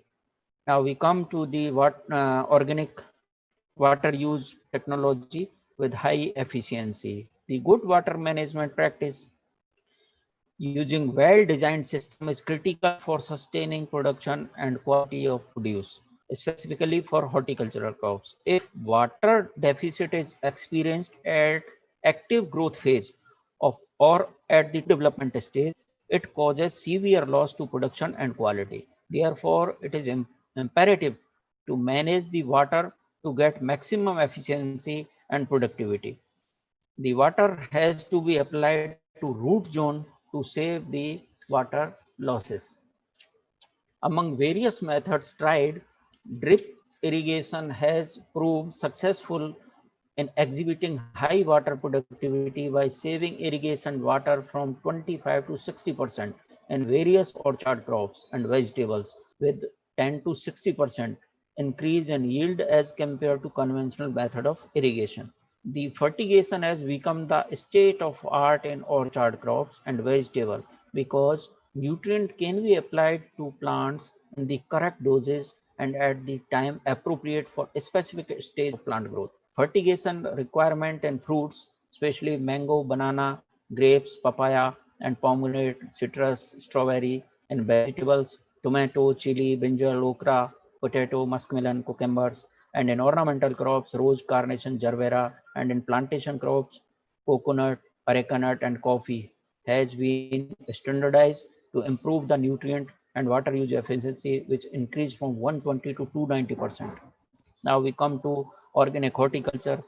My previous speaker, Dr. D.D. Patel, has elaborated in detail the organic farming, and the same principle is applied to all the horticultural crops also.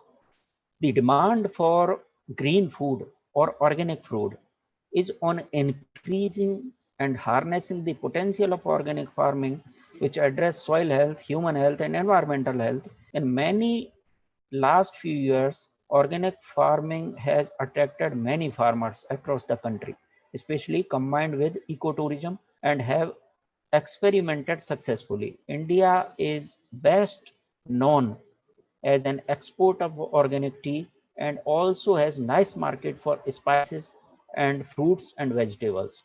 India also encouraged the production and export of organic food by developing capacity and capability which exist more in horticultural crops. Protocol for organic production in many horticultural crops has been worked out with include use of resistant varieties, management of soil, vermicompost, and biofertilizer, and management of disease and pest using biological control measures as well as biopesticides. Now we come to the horticultural based cropping systems. The farming system and cropping system approach for sustainable crop resources and reduce risk have been successfully demonstrated in perennial horticulture also. The various farming system models has been developed and suitable crop in earlier years of tree plantation to maximize the output in different agroclimatic conditions have also been developed. Shade-loving medicinal and aromatic plants like patchouli, rose geranium, long pepper, sarpgandha, ashwagandha are successfully grown under coconut and areca nut. The choice of crop selection is mainly based on farmers' need. In our university also we have standardized this tania, turmeric, etc. and elephant fruit yam in coconut and mango orchard, and the technology is available. The elephant fruit yam is widely grown as intercrop in lychee, coconut, banana, coconut and mango orchard. Spices like black pepper, ginger, turmeric, vanilla, nutmeg, clove, and some medicinal plants are an ideal intercrop for coconut orchards. Now the plant health management system, it is very important. There are several pests and diseases such as fruit fly, stem and bark borer, fruit borer, bark eating caterpillar, leaf gall maze, aphid, mites and moths, and diseases like scab, powdery mildew, leaf spot, brown spot, gummosis, canker causes the serious damage to various horticultural crops. Among different pests, termite, rodents are also also cause considerable damage, particularly in low rainfall areas. The chemical control measures for various pests and diseases have been worked out at various centers, but there is need for eco-friendly practices. A variety of techniques have been developed and refined for controlling different insect pests and different crops.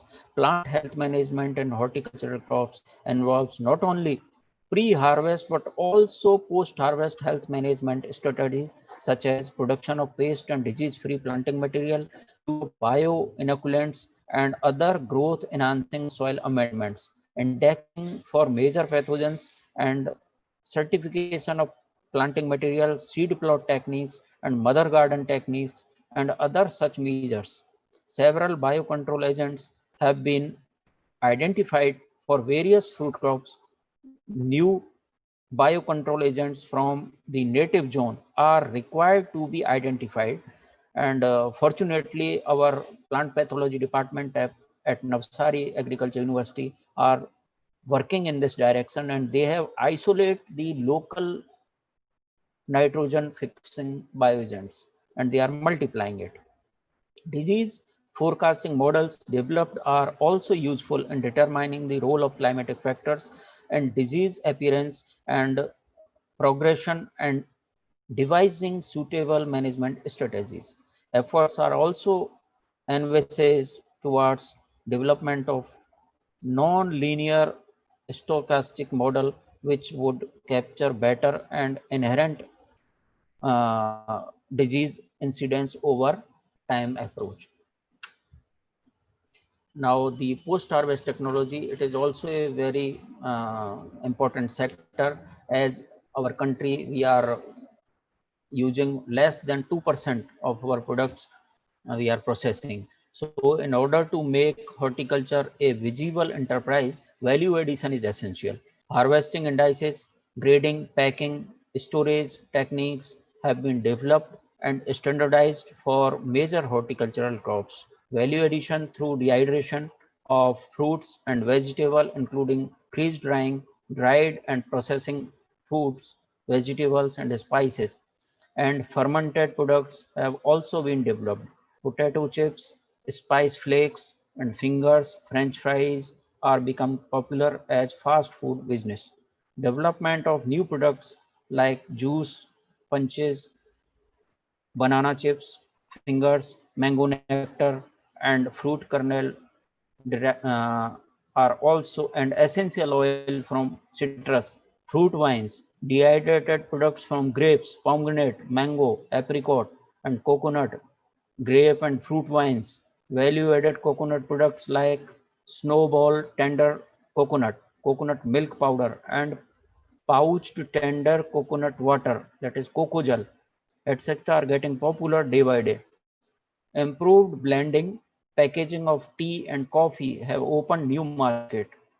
New product also has Tetra Pak filled fruit juice are now household items. Packaging material like corrugated fiber boxes, clinch film wraps, sachets have been standardized for packaging of different fresh horticultural produce. And there is need to adopt all these technologies to save our fruit and vegetable production. As we know that after harvesting, around 30% of the horticultural produce is waste due to mishandling and proper grading, sorting, and proper absence of the proper management chain. And now the last technology we will discuss about the mechanization and horticulture. Though in every steps of farming the mechanization is improving nowadays, the most of horticultural operations in India are done manually or with animal power. Wherever the farming operations are mechanized and crop productivity is high, several machines and tools have been developed to enriching the efficiency of farm operations. In fruit crop also, the tractor operated pit hole digger and bucket excavators have been developed and need to adopt. The fruit nurseries mechanization using media siever, media mixer, and plant bag fillers have also to be adopted. Now we see some export facts of horticulture produce during 2018-19. India exported fruits and vegetable worth rupees 10,236 crores. Similarly, it comprises the fruits of rupees 4,817 crores and vegetables comprises around 5,419 crores. The grapes, pomegranate, mango, banana, oranges account for larger portion of fruits export from the country, while onion, mixed vegetables, potatoes, tomatoes, and green chilies, they contributed largely to the vegetable export basket. The major destination for Indian fruits and vegetables are Bangladesh, UAE, Netherlands, Nepal, Malaysia, United Kingdom, Sri Lanka, Oman, and Qatar. India's export of processed food was rupees 31,111 crores in 2018-19, which includes the share of products like mango pulp. It is the major portion we are exporting, the mango pulp. It is worth rupees 657 crores. And the processed vegetable, it worth rupees 2,473 crores. And the cucumber and gherkin, we are also exporting them in brine, and it worth rupees 1,436 crores in the year of 2018-19. So processed food, juice and nut also we are exporting to the tune of rupees 2,804 crores. So it is all about the horticulture for human prosperity. And in nutshell, we can say that by adopting the horticultural based farming system, by integrating the horticulture in our traditional farming system, a farm family can be uh, economically sound, and we can take care of the household food and nutritional security of the farmer as well as the nation. Thank you. Thank you for your patience hearing. Now, Dr. Srivastav, over to Dr. Srivastav ji.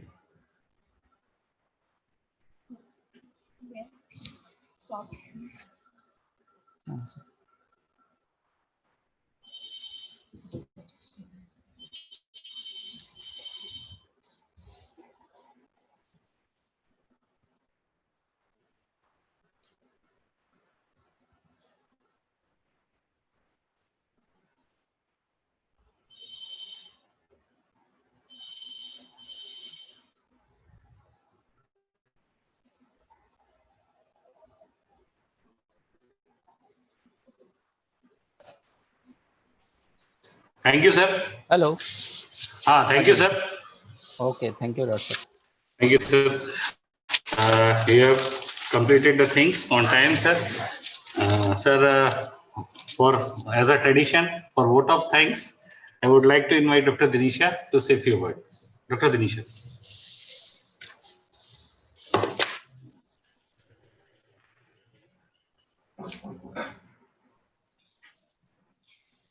Thank you so much, sir, for briefing success stories, technological advancement, and related to horticulture and citing various essential issues like water, post-harvest, and export. Thank you so much, sir. Thank you. Now, as we are heading towards the end of our today's session, I convey my sincere thanks to all the esteemed guest speakers, Dr. Mr. R.R. Srivastav, Dr. Ruchira Shukla, Dr. D.D. Patel, and Dr. D.K. Sharma, sir, for sharing their valuable thoughts, practical-oriented solution, and their time with us. On behalf of our whole team, I also pay my apology because of the technical issues you all faces during this session. So we are really sorry for that, but it's not in our hand, but still we tried. So, now with this note, we will meet tomorrow at 1 p.m. Thank you so much. Thank you to all. And thank you to the participants too. Thank you all.